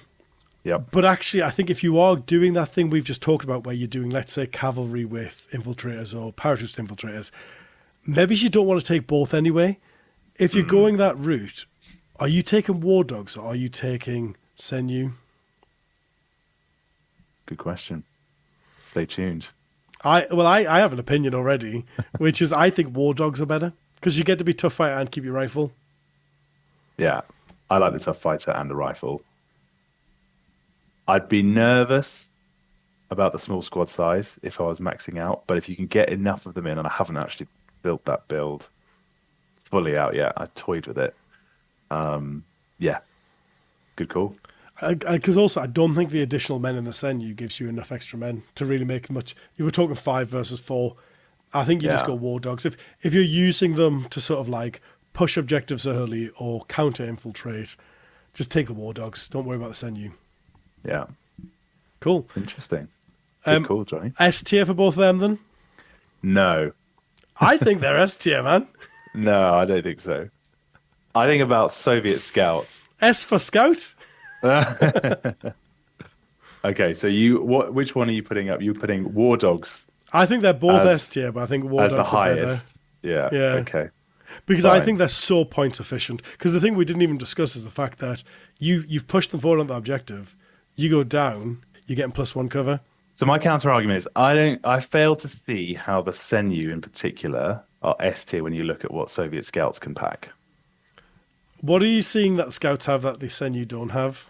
SMGs and Panzerfausts. The Fausts I are know you don't terrible. like the Yeah. Panzerfausts, but to have the option, and Japanese kind of do, but in a different way. They have a human Panzerfaust, which we'll come on to in a second. But yeah, I think this for me the Senju are good, but not S tier. Okay, do you know what then? I think War Dogs bottom of S, send you top of A then. If you've talked me into it. I mean, I still Yeah, secretly you am just thinking love that build. Yeah, I just love infiltrators, honestly. I've I I've gotten really can't into wait them. for us to play and to watch your infiltrators run into a load of paratroopers. Yeah. It's going to be yummy. Well, when we play, it's going to be Marines, isn't it? It will, sadly, And but we can so play again. I mean, what I might do is use the Soviet rules to run my US Marines because there's no point using the US rules for them. So, because then I can take them as naval and have tough fighting Marines, which is what, and I can still have my M3 Scout cars and stuff and like all my thematic units. Yeah, So I'll just use them as reskinned Soviets, basically. So maybe we will have an infiltrate off if we do that. brilliant. Yeah, Johnny heavy on the theme current. Yeah, Exactly. let's. I think Into there's the two. trash. Yeah, well, yeah, into the green end of the spectrum, in both regards. So we've got the Volunteer Fighting Corps, the Militia Squad. These are 35 points. They're green. They've got that unpredictable rule though, which for me makes them worse. Um, If they had tough fighter, I wouldn't mind them running at the enemy. They don't have tough fighter. They'll run at the enemy. They'll get killed. Don't take them because yeah, you can't even trust them as backfield holders. And so I think, exactly. I mean, it was the nearest visible enemy you ran towards, though, wasn't it? Correct. So Yeah, if you keep them out of line of sight, it's not the end of the world. But I think you're getting no discount for being unpredictable. So I would ignore the volunteer fighting corps. Make exactly. them D tier, maybe. Yeah, for sure. These are proper D tier. There's no upside to them because you have to take unpredictable and you don't get a discount. Yeah, they're Um, not even cheap. But the ones that are cheap are our old friends, the bamboo spear fighters. Yeah, they're So back, this is baby. this is probably the moment a lot of people who don't play Japan are waiting to hear. Are bamboo spear fighters back? Johnny, your verdict. I am a little bit annoyed at weapons, what the weapons mean. Because basically it says hands, weapons, and sharpened bamboo spears. Now, I presume that that just means they get to fight in close quarters, but don't get to fight elsewhere. They could have just said unarmed, because unarmed men get to fight in combat now. So they could have just said unarmed. The problem is, it implies a tough fighter, but they're not tough fighter.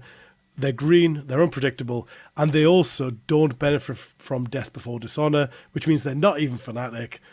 They are weirdly only 25 points, so you're only paying 5 points a man, which I don't really understand why, because if we're just comparing to the last one, the only difference, well, you're losing your rifle and your fanatic. Yeah. So weird, but weirdly, fanatic's worth 2 points, so they should be worth 4 points. Hmm. Like, they've weirdly costed this a little bit, but Yeah. I don't think they're worth 5 points a man even. I think they're a bit trash, especially because you're limited to a squad size of 15. I think squad sizes of 20, they might have still been playable. I guess you can still Banzai with them, but then obviously the problem is you might lose that combat. Yeah. Yeah. And they're not fanatic, so I mean with that, if you could stack it with that many men, yeah, You'd probably still win a combat with 15, to be fair, you won't might you? win a you might win a round. The problem is, though, if you run into veterans and it's easy to like flub your roll in the first round of combat.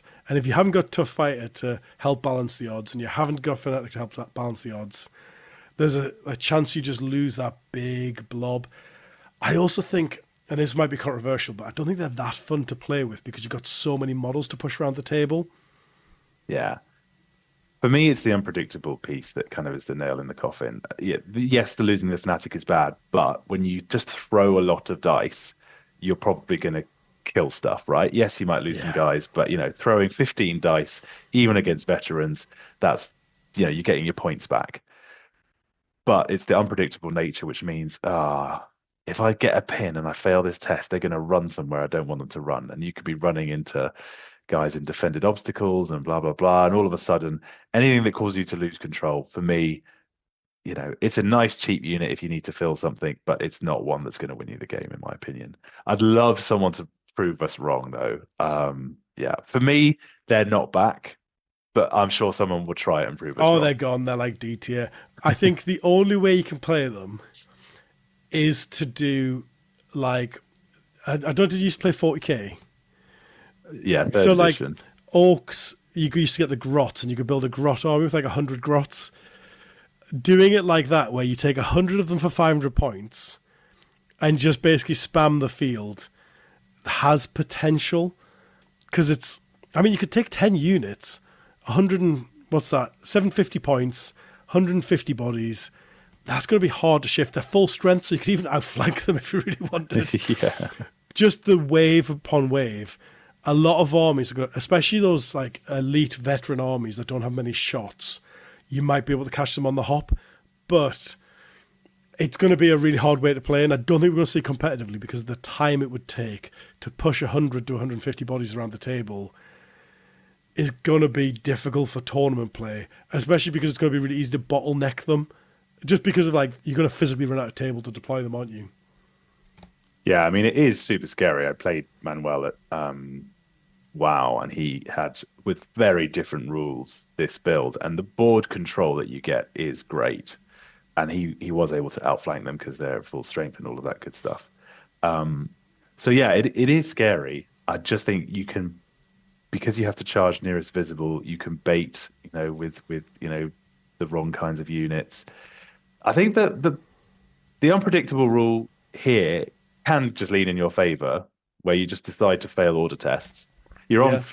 you're on 6 pins. You fail the order test. Just hope you roll, or whatever. Obviously, you could end up pinning yourself out quite quickly. But hey, it's not that many points. So yeah, okay. For me, they're bottom of D tier. Absolutely. I think if they had Tough Fighter or Yeah, Fnatic, they'd be B. But yeah, yeah, D tier. yeah, yeah. That's is that all of our infantry and before we get to engineering?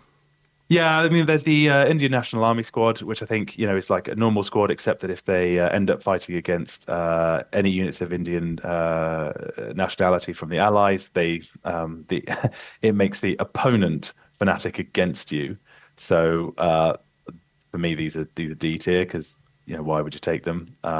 Well, also because you've lost your Fnatic as well. I don't know if you mentioned that. I didn't know, but you're right. Yes, Yeah. they're not. They're no. They don't get fanatic either. So you're paying the normal 7 points a man, but you get none of the Japanese national Yeah, characteristics. And so I think, meh, D tier. Trash. for Why would you sure. take them? Yeah. It does mean there's not a lot of inexperienced options for the Japanese, I would say, because all the inexperienced options we've gone through, we've said are a bit rubbish. And so it does mean, I mean, I guess you could take SNLF as your inexperienced choice if you want really cheap men. hmm Yeah. Yeah, that's the way you're going. But we're now moving on to engineers. Everyone's favorite, yeah. Yeah. Interestingly, the first one, so the IGA engineers, you can't have a flamethrower, Yeah. which I thought's a really interesting. Like, did they not have them? Yeah, I guess these were the guys building bridges instead of flaming dudes. So, yeah, for me, this is yeah. Why would you take them unless just to get the flamethrower squads? But if you're going to take them, take pioneers, which have flamethrowers. So for me, the engineer squad is D. I mean, what they're quite good is if you, because the way the platoons work now, if you just want to take one flamethrower, if you just want to build an IGA platoon and take one flamethrower, you can take the IGA engineers and not have the flamethrower in that and have it in the team. The other reason you want to take the pioneers, and I assume this will be amended day of release, but the flamethrower is 10 points cheaper than everyone else's flamethrower. Did you notice Yeah, that? I did with delight. So they're only And 20 as you points for a say, flamethrower, whereas probably every other schmuck's paying 30 points. And again, Yeah. this comes back to, I presume this isn't intentional, because I can't see any reason why they'd get cheaper flamethrowers. But it comes back to, like, this is not the first Armies of book being released. Why have we got such a mundane error creeping in? Because that's not like a really weird, quirky error. Everyone's paying 30 points for a flamethrower now, so that should have been caught immediately. Yeah. And did we already mention the LMG? Those are costed at 20 points. So I think that's an errata as well. That'll come down as well. Oh, Probably. I didn't mention the LMGs actually because I kind of ignore them because it's not one that I think of as an option, but you're absolutely right. Yeah, they're overpaying for LMGs as well. So they're overpaying for LMGs and underpaying for flamethrowers. Yeah. So I think that'll all be errata day one, hopefully. For you, engineers, where do you put them? Well, 20-point flamethrowers, S tier. No, the engineers. Oh, the The first engineers. engineers. You're paying 1 point per model for a rule you're never going to use, like C or D tier, the normal engineers. I mean, where are you putting the regular engineers without flamethrowers? Yeah, I put them in D tier because why would you pay the extra point? I think the reason they've done that is because of the fieldcraft, because they don't like to combine flamethrowers with fieldcraft, I've noticed. And I think that's why they've stolen it off the IGA. Exactly, Which, yeah. it's a bit, like, it's not the end of the world. Flamethrowers aren't scary anymore. They're not what they were in V2, and so they could have let them have a flamethrower, I think. The Pioneers, though, surely they've got to be S tier because they get a cheap flamethrower. They also get a shin gun tool on the NCO, which means that you've got something for your engineers to do once a flamethrower runs out of fuel inevitably. Like, you've got at least one tough fighter. Where do you think? If we assume a flamethrower is 30 points, are they still S tier? Oh, they're like B tier. Okay. Great. Let's put them in under the Manchukuo cavalry then. Yeah, the problem is if you could take them as part of your rifle platoon, they'd be good. Because you got to take them as their own platoon, assuming that they're going to fix the error. I wonder if we skip to the flamethrower teams. Let's talk about the flamethrower team. I think this is great. So, normal 2-man flamethrower team, but obviously they're fanatic. You could add 2 extra crewmen, veteran, for just 5 points each. So your little 2-man veteran team for 65 points goes to 4 men for 75 points with a flamethrower. If you want, you could upgrade them to make them tough fighters, paratroopers, so that the flamer runs out. You've got a little 4-man death squad that's actually doing something. So love this unit. You could also make them jungle fighters if you wanted the extra flexibility to run around. I personally wouldn't. But yeah, really cool little unit there. It is a bit of a shame that you have to take the pioneers and all of that to get there, but I think worth it. For me, this is proper S tier. That is awesome. The only problem for me, exactly as you said, the fact that you've got to pay so many nonsense to get access to this. But actually, once you do have access to this, because for context, 4 veterans is 52 points with rifles. Now, obviously, you take the 4 rifles off, 48 points. So for less than 30 points, you're getting the flamethrower effectively. Put those 4 points back on, make it 79 to make them tough fighting paratroopers. Very nice. Yeah, because I think don't make them jungle fighters. That's a trap. Make them paratroopers. That is excellent. Yeah, that's My worry really tasty. is this will also get day one errated. And what they've done is they've taken the extra crewmen from the artillery and copied and pasted it into a flamethrower team, not realizing that these have very different purposes. But hey, I don't think so. I think it's wrong in that they haven't differentiated between regular and veteran. But I don't think that it's an artillery error because Soviets got the same benefit for their AT rifle. Oh, nice. And also, that leads us nicely into the AT rifle for the Japanese has the same weird perk where you can give it extra men. So you can give it up to 3 extra crews. So you can make a 5-man squad for only 5 points a man, which is massive. It's so good because for 54 points, you can have 5 veterans, which would normally cost you 65 points with rifles. Instead of 5 rifles, they've got 1 AT rifle. The one thing to bear in mind is they get 2 shots with their AT rifle, but it makes it fixed, which means they then can't charge. So you make them paratroopers, but then they can't charge. Now, here's a rules query though on this, Ben, before we rank it. The first time you shoot me and take a man, can I remove Uh-huh. the AT rifle? I had the same thought. Because I then was I've like, just paid. Because then basically what I've got there, I'll put it somewhere really risky. Have one shot at a tank. The tank returns fire. I'll remove the one man. I've paid 54 points for 4 tough fighters. That's yeah, not a bad price to pay. it's not bad. Yeah, I don't think there's anything stopping you choosing which man gets it. So yeah, if you decide actually, you know what, situationally, I now want them to run forward and start assaulting stuff. The other choice as well, actually, is you could put the officer near them and Banzai them. So for you, flamethrowers top of S. I don't know because the problem is, in isolation, if you could just take them, best unit in the game. Like, that's now Right. my favourite unit in the whole game. The problem is, you have to pay so many points to gain entry. Now, the other issue we've got is, if they don't fix the error they've made on the engineers, and I still get 20 points flamethrowers and the engineers, Yeah. flamethrower is an S. Yeah. But if I have to pay 30 points to give the engineers flamethrowers in A, top of A maybe? Okay. What We'll go about you? top I of. assume you're putting an S either way. I'm popping them in S just because as I think for this to work, it's you do need to consider the build, but also it's helpful for people just to kind of see independently how good are the units, I and guess then so, you yeah. yeah. So as a unit by itself, I think it's top of S. Um, AT rifle, do you reckon B? AT rifle is top of B. Yeah. Yeah, top B. I think it could be higher if they hadn't have, ironically, if they hadn't have given it a special rule to give an extra shot, I think it'd be A tier.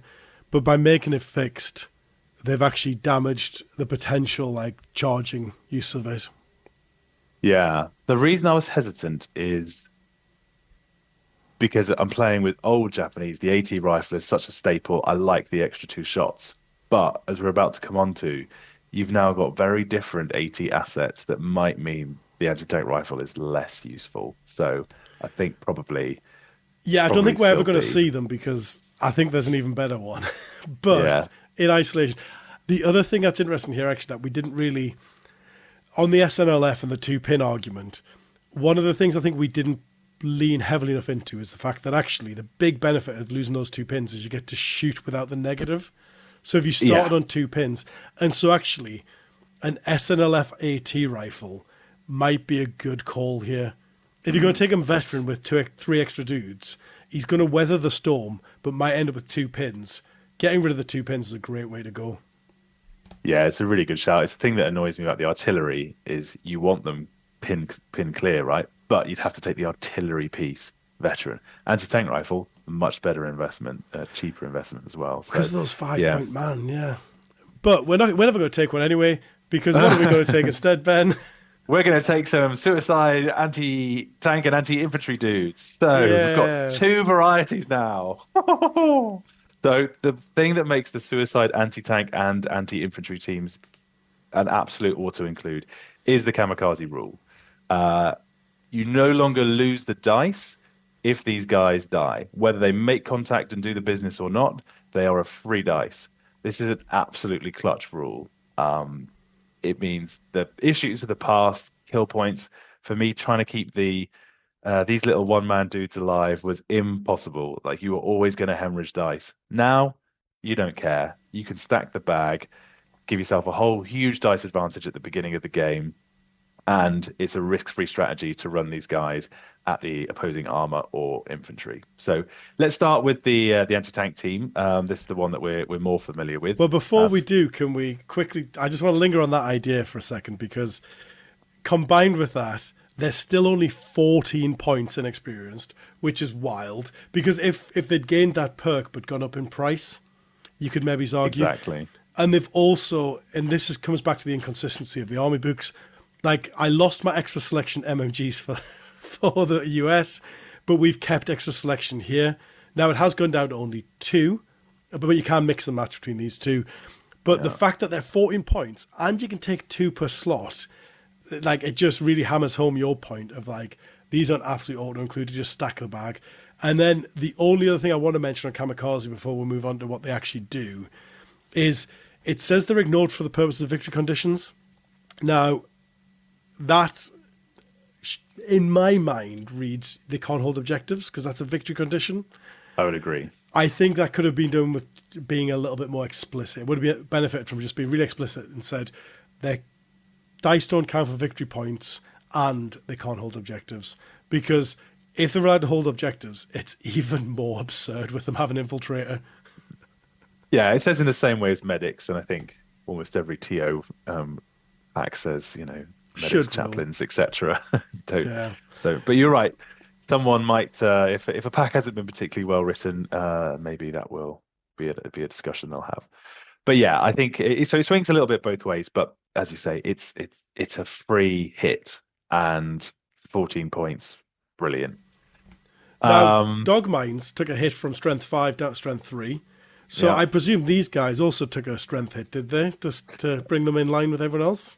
They did not. They are the same glorious +8, which is absolutely absurd. It means you can run into a Pershing and blow it up on a 3. So, yeah, it's great. Super, super strong. You're more than likely going to double damage.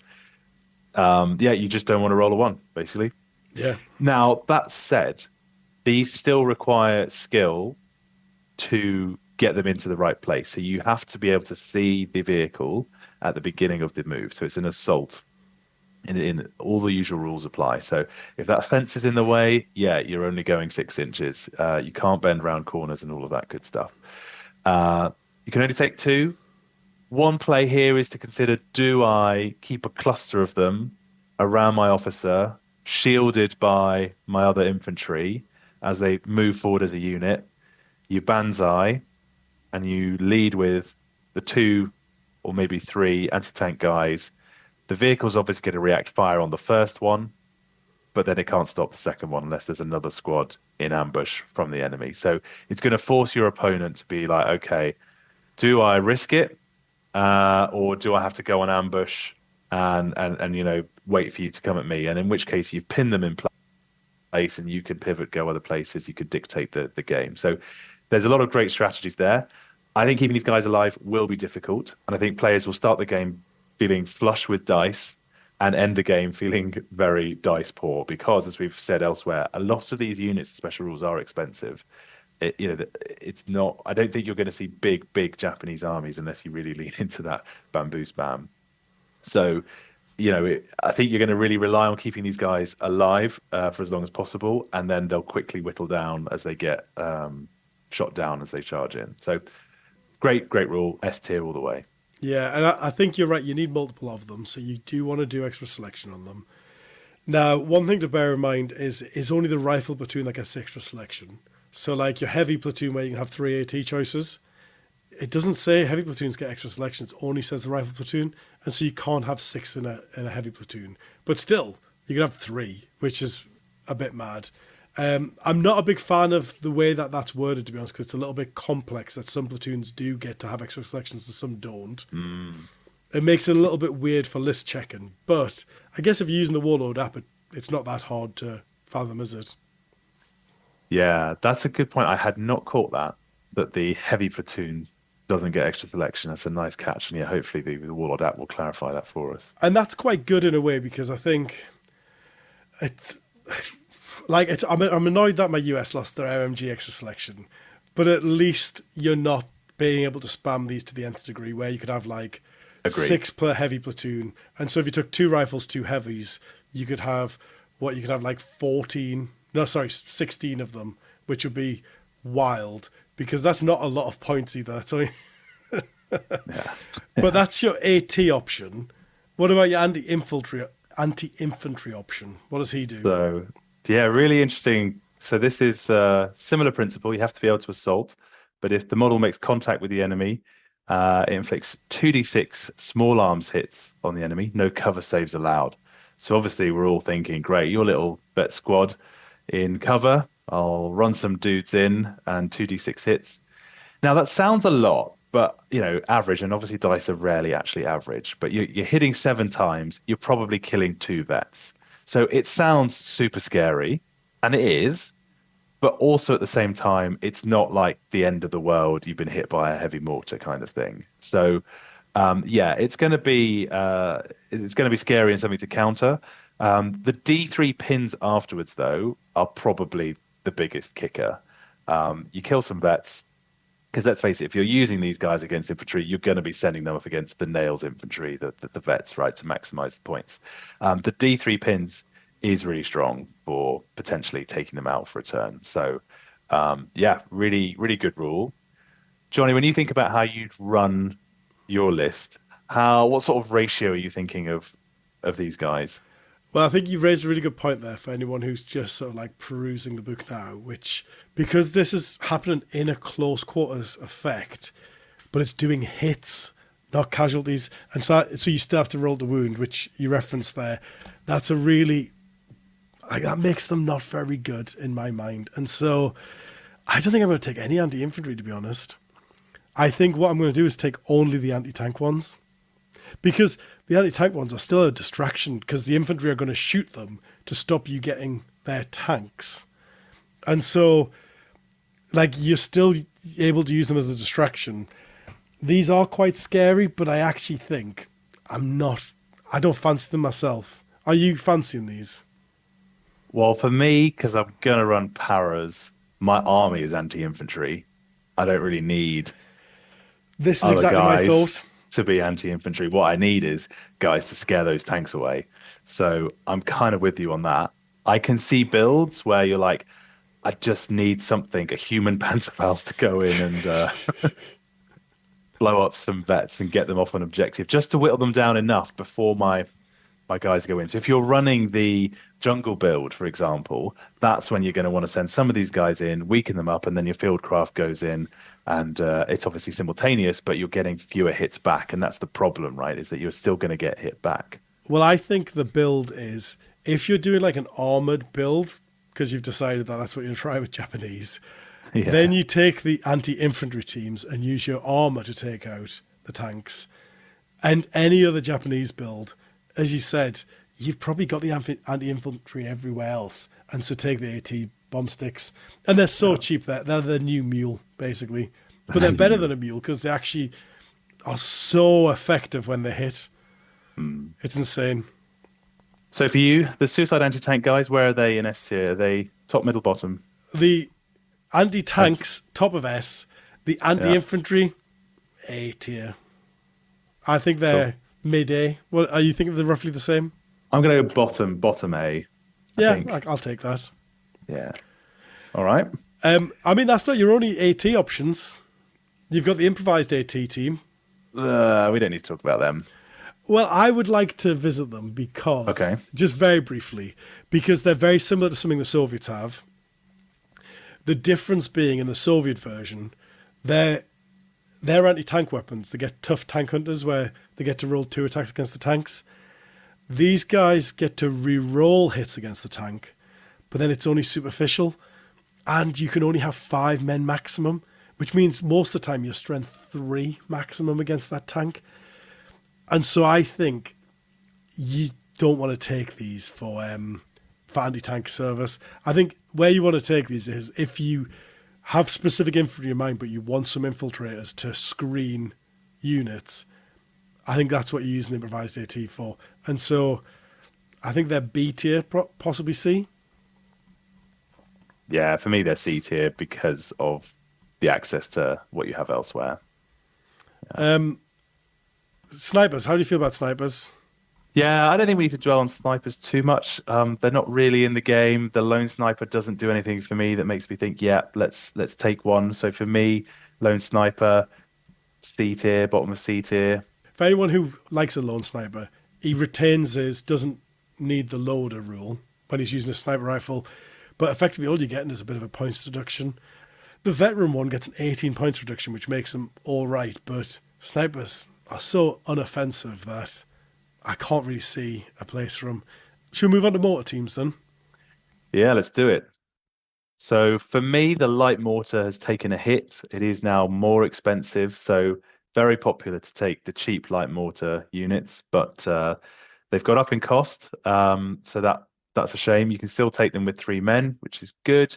Yeah, you've got the minimum range thing. That's also handy for me. I'm still probably going to take them every now and then. So I don't think they're so bad. I wouldn't take them, but I'd rather they don't have the extra rule and they'd stayed a bit cheaper. How about you, Johnny? Um, make them 3 men, make them paratrooper. 51 points. Yeah, Worth fair it every enough. time. Like, if you're going to do it, make Yeah. it part of your paratrooper army where you're charging at them. Yeah. But yeah, Yeah, to be don't fair. do it, would be my advice generally. But if you are going to do it like that. So I don't know Okay. where you tiered them, but I imagine I'm going to agree. Where do you want to tell them? Wow, low. I mean, I've never been a light motor fan, so C maybe. Yeah. They're probably mid B because you're still going to I take think that's them. generous. They're not hurting you by taking them. Well, you're wasting a lot of points on them. Well, it depends how you Um, build them, I guess. yeah. Um, I'm talking more the Inex mortar, light mortar. It's more expensive than others, which is annoying, but yeah, it's not so expensive that they're bad. I guess you could. Where did you Bottom put of them? B. B, Let's bottom let's go B. bottom of B. Yeah. Go on, you've talked me into it. Is there I think we anything do to the write? mortars together. No, I think the mortars they're They're just just standard motors, aren't they? B. Nothing. Yeah. The thing that's interesting is to get that AA discharger where they shoot a little mine into the sky that parachutes down. Have you seen this? I saw that, yeah. Yeah. I can't, Um, I can't, the one time it actually hits, that person's going to be so happy. but But it'd be yeah, so funny because it hits on a 6, so it's flak, but it only ever hits on a 6. yeah, It would be fascinating to take like an absolute spam of medium motors and use them as anti-air. But you're right. It's you're paying 5 points for that five privilege, though. points to So, I hit mean, once and have one attempt to roll a 6. Yeah, it's yeah. madness, isn't it? I mean, it's the kind of list where Russ rolls up with his, airstrike spam, and you rub your hands, and 4 turns in a row they don't hit a thing. So, so Yeah. that's But yeah, not the heavy much. motor is just a normal one. Interesting that heavy motor can't access any of the special rules, Yeah, yeah, but that's been quite common across the other armies because I think they just don't want heavy motors getting access to them. yeah. Okay, Um, artillery. what artillery I is worth looking at then? I think there's only really kind of one point to make here, which is a number of the pieces get a versatile rule, or they can take armor-piercing shells more accurately, which I think is good. Um, Artillery in general is not in the meta right now. That might change in future, but as things stand, artillery themselves aren't great. I was hoping that we'd see some kind of interesting things that might make, the Japanese crews super powerful. And for me, where we've missed that opportunity is that you can only take the 2 pins off if you're going veteran. So as it is, most of the time you're going to be running your normal artillery pieces. And yeah, great that you can run some of these the little guns with +3 pen instead of being shot only as a light howitzer. So I think that's handy. Are they good? I don't think so. I think a lot of them they lack the range.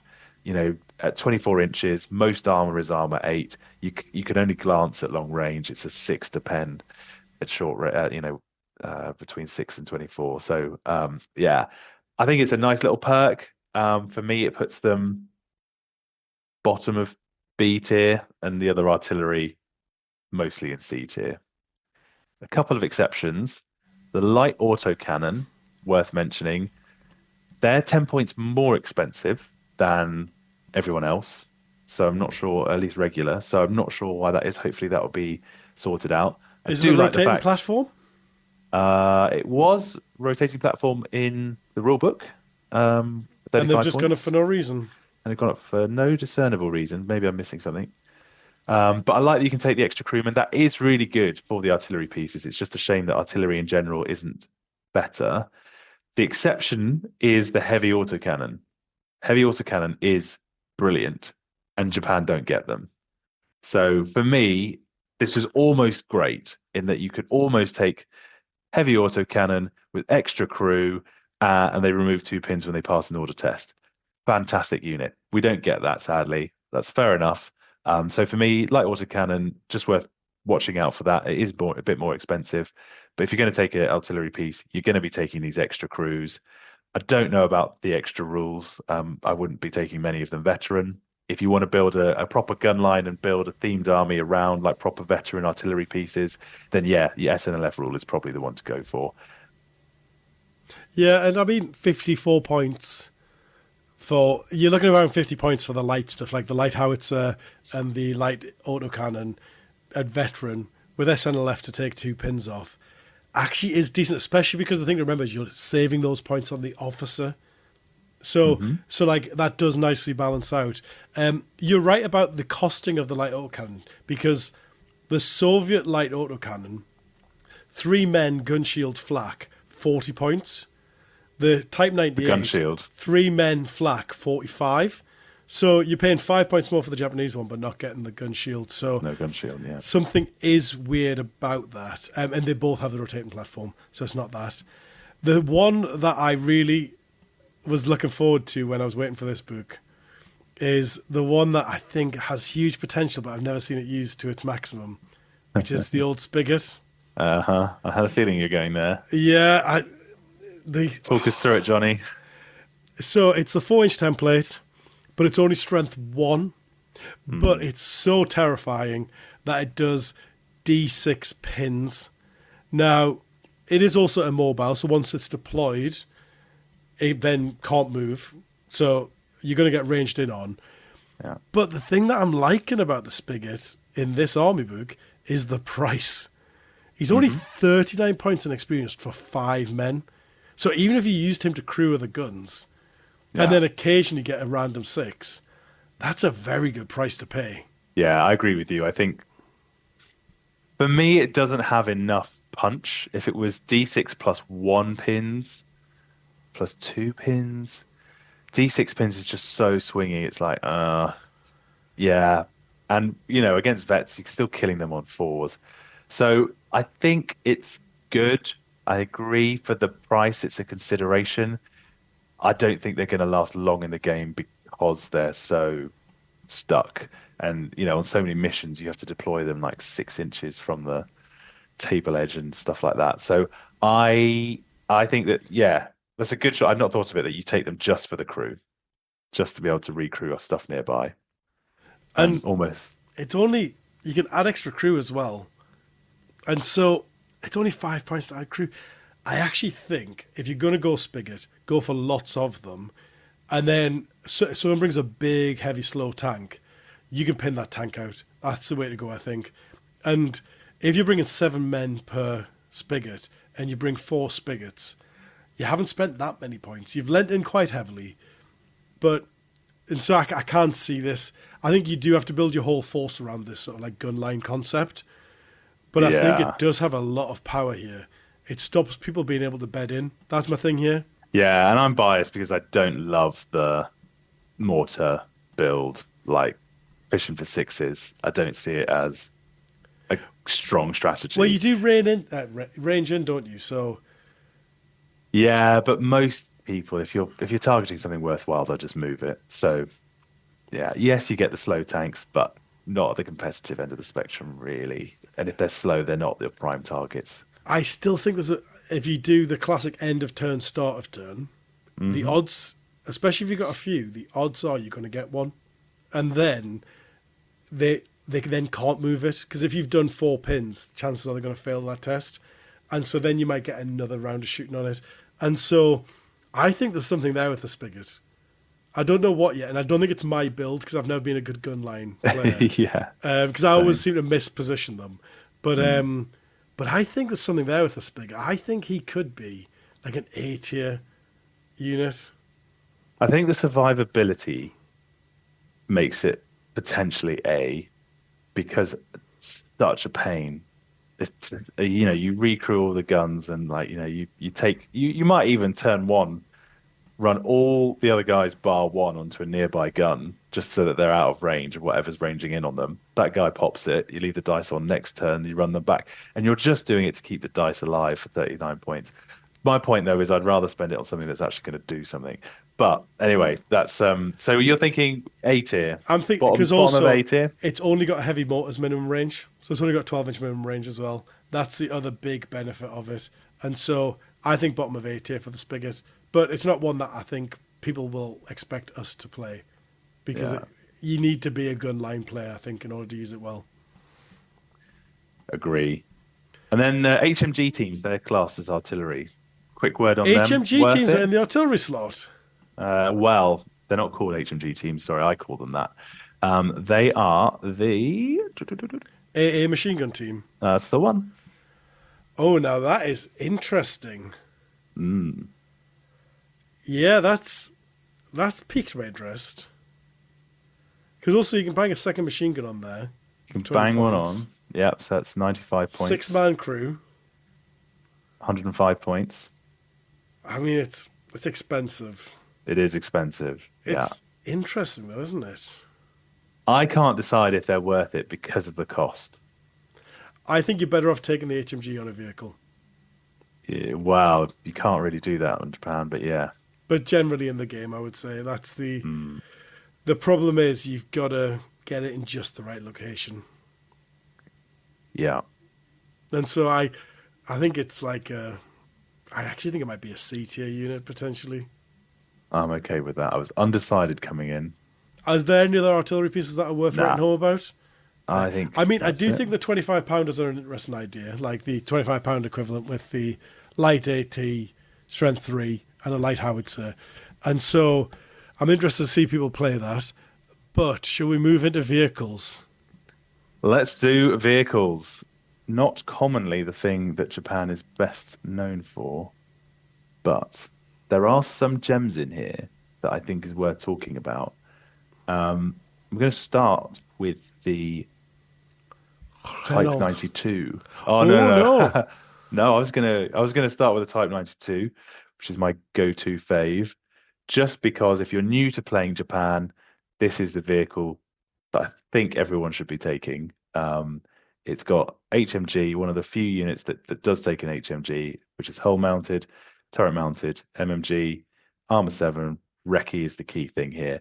And the model is tiny, which makes it easy to hide, navigate places. I use packs of these, like little raptors. So they're definitely scavengers. They're not apex predators, but they are great at getting around the side of and around the back of, particularly, Panzer threes, your armor eights. Um, Great little tool for pushing out other vehicles and supporting in an anti-infantry capacity as well. So I think that's one of the best units that Japan has. And for me, they are A tier. They're all right. The problem is now you're getting half shots. They're not as effective as they once were. Um, they are much better than the HMG artillery piece we are just discussing because you've got the HMG on wheels, so it can move and Yeah. shoot you in the side. They can tank assault Can they? because they're a tank. So this is what's interesting. It is technically in the book, it is now called an armored car, but don't let that deceive you. It is still a tracked and enclosed vehicle. So it does acknowledge it's actually technically a tankette, even though it is now called Type 92 armored car, I think. So yeah, Okay. it can still tank assault. Yeah, it's all right. I think is it A tier? You see, if you bring loads of these, what I'm thinking is, if you bring loads of these, am I worried? And I'm not especially worried because the output's so low because it's only 6 shots. But as far as vehicles go, it is a good vehicle. So maybe it is A tier. I'll give you an A tier for it. For If I was 90 left to my own points. devices, I'd put it in a B. But as you're here, as you're the guest, I'll give it A tier. Thank you very much. I appreciate that. Um, the other one I want to call out is the Hargo, just because it's really tough with Japanese vehicles to they're all a bit naff. The Hargo is one of those ones that's just about good enough to consider. Personally, I don't love it because it has the one-man turret rule. So it's armor 7. Um, you've got a light AT gun, but it is low velocity like so many Japanese vehicles. So I don't love the +3. But what it does have is at least the coax MMG. I mean, it's rear facing, but you can always swing the turret around and use that one instead. Or if you're in between units, you get to fire both, which is great. And it's got the hull mounted MMG as well. So a lot of Japanese tanks tend to have just like one thing on the turret and maybe not a lot on the hull. So this is one of those, for the points, more efficient tanks that I just want to highlight. If you're newer to playing Japan, if you've played Japan a lot, you'll know the Hargo really well. Personally, I don't love it, but just worth calling out because I think I'll put most Japanese armor bottom of D, and the Hargo is probably at the bottom of C, and I'd probably put the Hargo, bottom of B. Yeah, I'd take that. It's, as you say, it's a bit like the last one for me, where it's fine, but I'm not excited to run it. You know what I mean? Like, it's, if you need a light anti-tank gun on a cheap chassis, yeah, sure. Give it a go. Why not? Treat yourself. I've got a couple others I wanted to talk through, but just wanted to check, Johnny, are there any that caught your eye?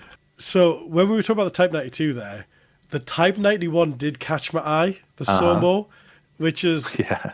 And the reason it caught my eye is because it's a 6-man transport. And so actually what's really interesting, 60 points, 6-man transport, it's not open-topped.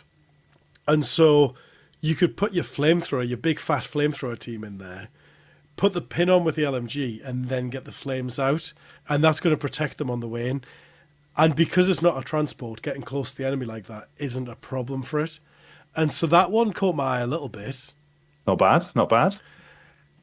The other one that I think everyone needs to, everyone wants to hear about, I imagine, if they've played Japanese before, is the engineering vehicle. What's happened to that? Yeah, it's back. It's back, baby. It's back.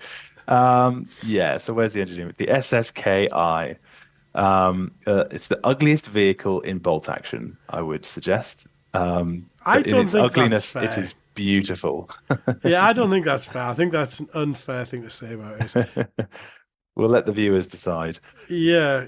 Yeah, so it's a tin can with flamethrowers poking out the sides. So you get one hull mounted MMG, and then you get a flamethrower on the front, flamethrower on the left and the right arc. These are not vehicle flamethrowers. They count as infantry flamethrowers. You can only fire one per turn, though, so you can't just, do a crazy wheel of death in the middle and toast everything. What is still not clear to me, though, is if you run out of fuel on one, do they all run out of fuel, or does it just that one? That's exactly what I was going to say. That we've had this discussion for since I've been playing bolt action, we've been having this discussion about, does it have a single fuel tank or multiple fuel tanks? I think rules as written, they're separate flamethrowers, and you just get to shoot one only, which makes it a real admin challenge when you do run out. Oh, your left arcs run out now. Oh, your right arcs run out now. Your fronts run out. Because they are separate, because it does say that it can only fire one flamethrower per turn, which tells me that they are separate flamethrowers. So I propose what you would do as well is pay the extra 5 points to make it a bow, and that adds another flamethrower to the rear. So worst case scenario, if it does get FAQ'd, which, to be honest, it should have just been cleared up in the book, but it probably is going to get FAQ'd now. If it does get FAQ'd, that running out of fuel runs them all out. Having the second one on the rear is a bit of a no-brainer. 110 points isn't bad either, and it can also be taken in the engineer platoon instead of one of the non-mandatory engineer squads. So you don't have to take... Now, it doesn't say... What it doesn't say is you can't take it in the vehicle platoons anymore. So my reading is I could have 5 if I had a vehicle platoon and an engineer platoon. Yep, if you want to do that. I mean, I don't think it's a great idea. Yep, you can. But it's nice that I'm not having to take... I mean, actually, the counterpoint is you're not having to pay for the command vehicle because of the flags rule, because of the lack of radios rule. And so maybe it's not as beneficial as it could be if you had to pay the 10 points. Yeah, you can take 6 in it, as 5 in an armored platoon, right? Oh, sorry, yeah. So you could take 6 in total if you really wanted. You could take 6 in total. 660 points of pure flaming glory. What tier are these? Is the SSK? Bang an extra 30 points on though, Ben, because I want the bum flamers as well. Yeah. I think it has... They're always so hard to use. The fact that it's Mm. got multiple flamethrowers, so when it runs out, it's still dangerous. It's also a really good counter. Like, there's lots of times you're just trying to stop the enemy coming to you, like on objectives. I think it's an A tier vehicle, that one. A tier vehicle. Oof. I mean, but I am the pyrotechnics guy, aren't I? So You are the pilot. For me, it's not A tier because you've got to get within 6 inches. yeah, that is the problem, isn't it? It's too short range. So I think there's other things I'd rather take for 110 points. For me, it's middle of B tier. I and I think it's top of B. Then let's make it top of B because Good compromise. I Ahead of the think anti-tank rifle. oh yeah, ahead of the AT rifle. I think All because right. I think if you run a flamethrower army and you min max, like you minimize your rifles, you maximize your engineers, this is probably a nice sort of accompanying unit. Oh, maybe some. Mm, Do you know what though? That 6 inch range, and then only yeah. you can run 18 on the first turn though. Hmm.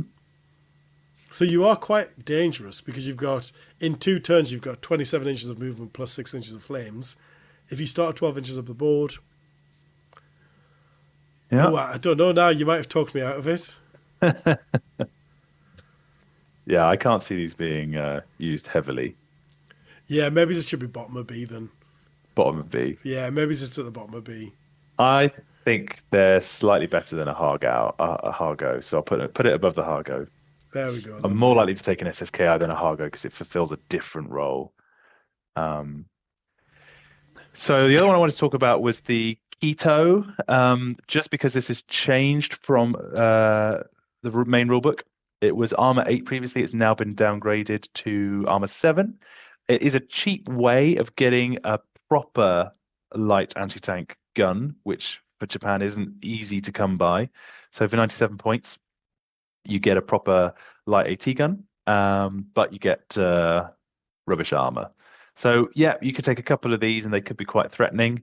For me, probably not something I might explore it in the future, but because I don't see myself playing armor that much, I'm still putting it in C tier, but just wanted to call that out for people to consider.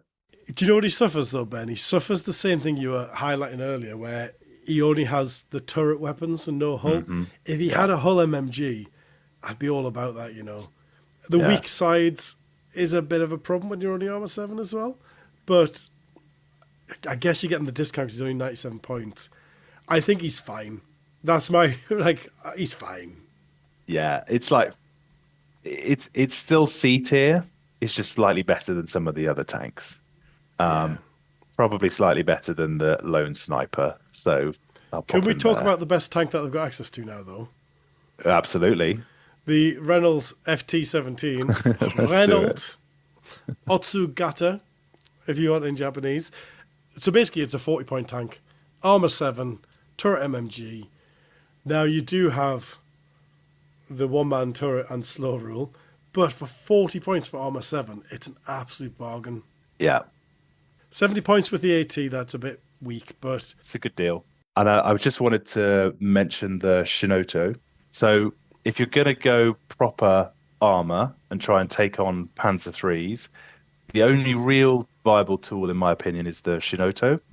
So it's armor 8. It gets a medium AT gun, and you get the MMGs on the hull and the coax. So yeah, it's a little bit disappointing in that when you compare it point for point with other armies that have better armor, it's not as efficient, but it is still a good way of getting a medium AT gun. yeah, that's not bad. What about the old Shiki, the entry before, where you put the turret MMG on and give it the hull mounted light anti-tank gun? Yeah, I don't mind it. It's just annoying that for 5 points more, the Panzer III gets two more MMGs, so it can pin two targets. Yeah. So it's just a bit like, oh, it's all right, but and also being hull mounted, you're more likely to be exposing yourself and your sides just to get the shot off. So yeah, Potentially. it's I all mean, right. but you do It's get an option. command, so you You can do make get it a command command. tank. Yep. What about the dug-in little Chiha as a fun little Probably way the to play the worst game. vehicle in the game. Why? What I don't understand. There's a couple of things here that really irk me with it. Number one, the model clearly shows that the MMG that is on the hull is above the ground, and yet you don't get it. So they've dug the MMG into the ground. Rules as written, you don't get the whole Because MMG a bush anymore grew in front of it, because sadly. of Butker in front of it. Exactly.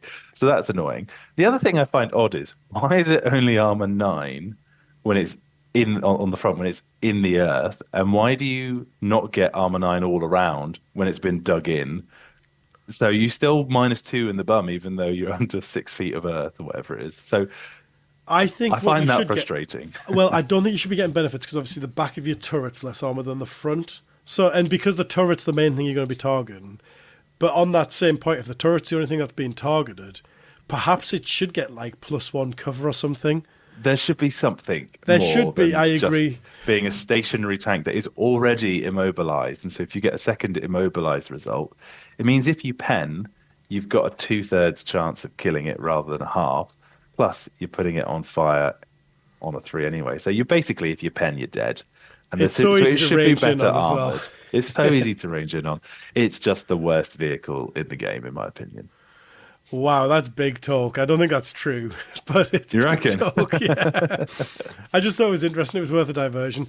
What's interesting is you get to put them on the table even when you're not supposed to put them on the table, if you know what I mean. In missions Mm. where you wouldn't normally get to start anything on the table, he does get to, which might have an advantage at some point. I don't know when, but I it see it as a could be. disadvantage because they know exactly where you are from the beginning of the game and you can't move. But if we were playing like point defense or something, then then I could see a place for it. My Type 92s will whip round the bum and you know, you can't move. So Fair yeah, enough. I'm not a fan, as you might have noticed. No, I can tell. I I can also ask. think because the light howitzer is just not the best weapon, you know. If it had a good weapon, I'd think differently, but you know, what's it going to do really? Yeah, they're overcosted in this edition, I think, the howitzers. I think end of V2, I think everyone was thinking howitzers are amazing. And obviously we had that range adjustment, and they also seem to be really highly points costed. And I think that's why we're not seeing a lot of artillery platoons, because the howitzers, I think, were over-egged at the end of V2. So into Mm. V3, they took a couple of nerf hits that they didn't need to take. And then you improve the anti-tank guns, which get the +1 against vehicles, and you make vehicles more deadly, and they're the thing to kill more than infantry. Yeah, that's why a lot of Japanese tanks really struggle because they loved the light howitzer. Right, Ben, I guess that leaves us with transports to discuss. I actually think there's some good Japanese transports. Am I right in my assessment, or do you think I'm talking trash again? No, I think there's some good ones. And in a weird way, the Hoki was the transport of choice in the main rule book, but it's kind of switched positions now for me. So the Hoki has become, it used to be something that you could take 13 men in if you pay the extra 7 points. But now you have to take it as a big old bandwagon for 60 points, and it takes 24 men. So great in that you can stuff it full of all those paratroopers and, you know, have an absolute whale of a Death Star.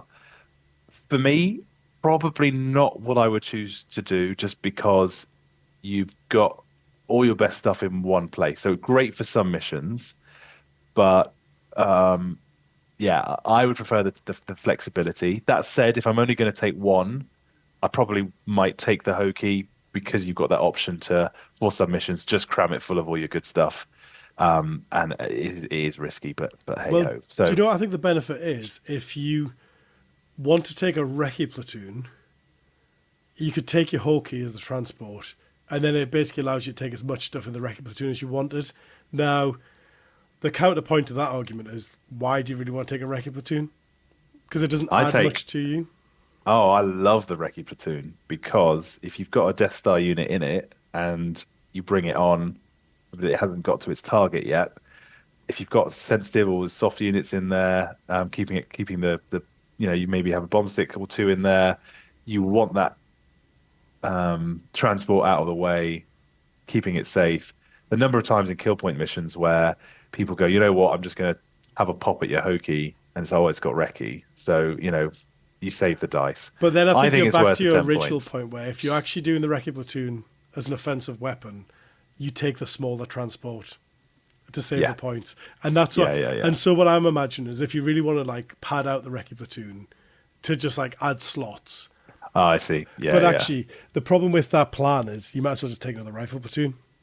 Yeah, I Yeah. think so. Yeah. So if I'm not going to take the Hawkeye because it's become too expensive, what should I take instead? So you're left with the Ho-Ha, which is now the same profile of the Ho-Ki, except it's a half track, which is better because obviously you can run on the roads. Yes, very So good. 48 points, takes 13 men, and if you want, you can kit it out with some MMGs and stuff. In fact, you can kit it out with lots of MMGs, which I personally wouldn't recommend, but people do it. So the Ho-Ha is now probably going to be the transport of choice for my little offensive paratroopers. Put your bugler in there. Put the bugler in there. Yep, Yeah, and pay what? Why are we only paying 10 points for some of the MMGs and 15 points for other MMGs? Pintle. Oh, the Pintles are it's Pintle. 15. Yeah, okay, fair enough. So the whole, I guess the whole mounted ones aren't going to be anti-air.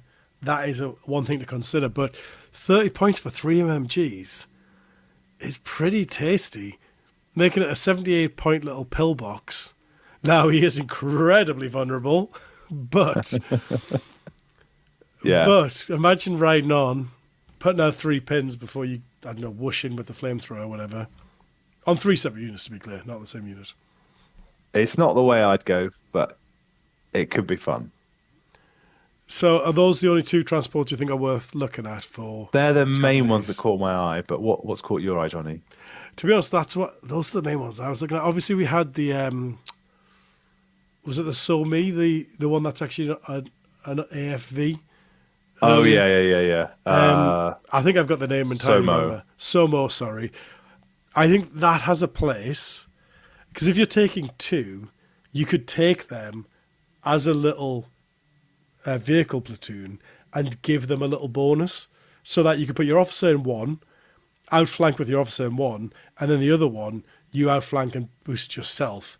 That might be quite a nice way to go. The problem with the Ho-Ha and the Ho-Ki is they're just quite expensive. I've been looking at them thinking, oh, this could be onto something, but they're a bit too expensive. And so I'm not sure. What they're lacking is an armoured 7 wheeled, like the M3 Scout car. Hmm. That's what they could do with, in my opinion. And an HMG. And an HMG, But but HMG is optional because you've got bomb sticks. you can't have everything.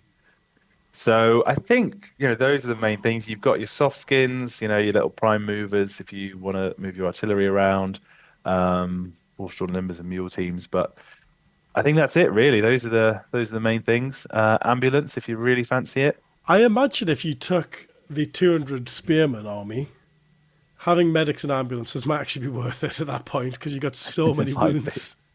Yeah. Um, but I can't see anyone ever taking them. So I guess overall, then Ben, what are your thoughts for the armies of Japan? Is it because we've been waiting a while for this, and you have doggedly stuck with Japan through all this time, while others have cast them aside and just said, "I'm going to wait for the book." And a lot of people have been waiting tentatively to see what happened, but you've kept playing. Was it worth the wait, or are you a bit disappointed with what you've got? You know what? When I first flicked through the rules, I was a little disappointed, mainly because of the nerf to Banzai and that it changed the nature because I love assaults, right? And Banzai is just a surefire way or surefire way of getting in. So yes, it's going to have to that's going to change. Will it be as assaulty? Hard to say at this point, I think. Um, I will try to build it that way, and we'll see what happens. That said, there are some great units in there. Love the suicide anti-tank guys, the flamethrower teams, the Senju infiltrators, obviously the paratroopers. So some great units coming in that I think lend itself to some interesting builds. I love the variety.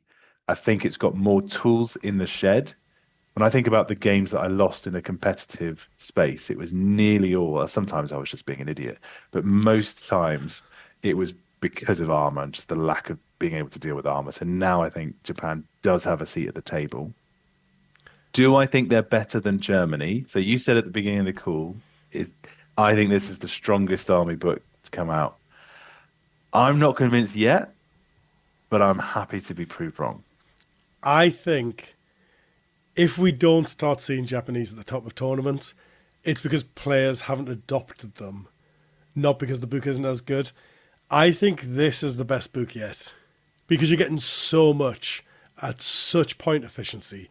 It's a bit like what we used to say about US, where it's like training mode bolt action. Do you know what I mean? It's so forgiving. The fact that you can do a silly charge and Fnatic will protect you for that charge that really you shouldn't have done because you're going to lose the first round, because actually you still end up taking out most of their squad even though you lose your squad.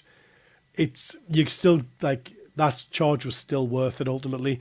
And so I think this book is just so good. The fact that you get so many tough fighters just littered about for free, and if they're already tough fighter, they get an extra attack, which is unheard of. Like nowhere else in the rules, really. I guess Polish cavalry are getting an extra attack, but outside of Polish cavalry, no one else is getting tough fighters with a bonus attack. And then you're getting free fanatics. You're getting so much good stuff in this book. I think the only issue players are going to have is how to play it, because we've just highlighted so many tasty units that if you go and basically build yourself like a tasting menu of those best units, you're going to have a nightmare because they don't work well together. I think you have to decide, like, what am I going to do? Am I going to do like a paratroop and like horde army that rumbles forward with SMGs? Am I going to do a gunline army? Am I going to do that mythical like Japanese armored army? But I think you have to lean into a build, and if you don't, but I think if you lean into a build, you should be winning more games than you lose with this book because it's so forgiving. Yeah, I think that the mastery of this will be the suicide anti-tank guys and how you use them. If you can use them to keep the enemy armor at bay, that solves most of the challenges that I was having with Japan at competitive level. So I'm as yet unconvinced whether the players that are using Japan will figure out a way to make that work faster than the players playing against Japan will figure out ways to counter those assaults from the suicide guys. So I think you make a very good point, which is it kind of depends on adoption levels. To be honest, if not that many people pick up Japan, we'll have a better time of it. If everyone starts playing it, people will figure out pretty quickly how to counter it, and that's great. That's part of all game systems. The problem is those bomb sticks are not counterable because, like, we can talk about finesse of using them. If you just take a ton of them, you don't even have to think about how you use them. You just put them, end of the turn, you put them in front of the tank. Start the next turn, you charge the tank. And then the first one gets killed. The next three, one of them's going to get in. And you can take so many of them at zero cost to yourself in terms of the game. Obviously, there's a minimal points cost. But in terms of the actual game, you're playing kill points. You could misplay them. They do nothing all game. It doesn't matter, except you got first dice every turn because you have 10 more dice than your opponent. And that's one of the other reasons why I think this is such a strong book. So the counter, of course, is you're not exposing your tanks anymore like you used to be able to do against Japan. So when you Banzai, you have to Banzai the closest visible unit. So all you need is an infantry unit slightly closer, and those bomb stick guys aren't going to do anything. Well, no, because you don't need to Banzai them. Okay. Well, So you the only can't reason you need to use Banzai infiltrate through. Well, the only reason you need to Banzai is because if you have pins, you want to guarantee the charge. If they've got pins, they're probably dead because you took them inexperienced anyway. And so I actually don't think like the Banzai diversion strat will ever come into effect with the bomb sticks. And I actually think we won't see a lot of Banzai. I think you're right. Banzai is too easy to gimmick, and it's too hard to like perfectly just get right. I don't think we'll see a lot of offensive Banzai. I think we'll see it. Someone's mortar line's going to get like broken through and breakthrough. They'll use their mortars as a last ditch attempt. I don't think we're going to be seeing Banzai as an offensive tool anymore, which is sad. But actually, I don't mind too much as a current non-Japanese player. I don't mind not being Banzai. Yeah. So the question becomes, can you, if you've got enough infantry support, can you actually get at a tank with assault? And I think it comes down to the combined arms thing on both sides, which I think creates really interesting games. Teams need to be able to combine, keep their bomb stick guys alive enough with infantry, keeping them, support, giving them cover. And on the flip side, I'm thinking about the German list. You need your Panzer threes not right out front, but with cover and teams in front, making sure that people can't just run at them. So, yeah, it'd be really, really interesting. Yeah, because also if you have, let's say, you do take 6 bomb sticks and you put them behind 6 houses, you've stopped the enemy's tanks coming forward because Yeah, you for basically sure. put them. Each 1 foot section of the board has a bomb stick. The tanks can't push through without a guaranteed loss. Yeah. And so, because the big problem is, for those of us playing against Japan, the big problem is the strength of that attack being still so high. Because as you said Mm, earlier, most tanks it's anything but a 1. Unless someone's brought Pershings or IS-3s or something ridiculous, it's anything but a 1, isn't it? yeah. Yeah. Crazy. Nice. Well, this was really fun. We'll have to fight it out and see if any of this garbage that we've talked is actually real on the battlefield. Yeah, subscribe to see the results of me and Ben having a punch up. I And then we'll play think, bolt action. yeah. You can be Anthony Joshua and I'll be Jake Paul. How about that? Yeah, it will be interesting. Obviously, we'll do a nice thematic US Marines, so it's not going to be super competitive, but hopefully, we'll see all these new rules in place. I think the tough fighting NCOs is going to be the biggest thing. That's my prediction is tough fighting NCOs are going to be the biggest thing that flips. You know that small thing you need at the end of a battle where you just need to clear someone up an objective, or you just need to hold the objective, and so someone charges you, and that NCO I think might make games. Yeah, I think it's a good shout. And obviously, I think we have to qualify everything we're saying here is this is just our opinion. We don't know everything. We will have made mistakes. Other people will see things that we haven't, and that'll be really great to see in the comments. What are you thinking? What are you seeing differently? What have we missed? What do you disagree with? So yeah, game on. Indeed, and I Bring think on the wave. yeah, and I do think actually that's a great point. That one of the benefits of this book compared to many other ones is there does seem to be so many ways to play it. Because all the German armies we're seeing are AFV armies. You take lots of fighting vehicles. We're not seeing really any other German builds coming to the top of the tournament scene.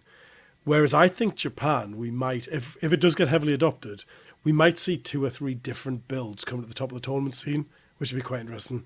So, Yeah. game on, let's do it. Anyway, if you want to see that, make sure you're subscribed, as I said. But as ever, thank you for listening. Thank you to Ben for joining me for this extended Japanese conversation. Yeah, thank you for having me. Ta-ta for now. Ta-ta for now.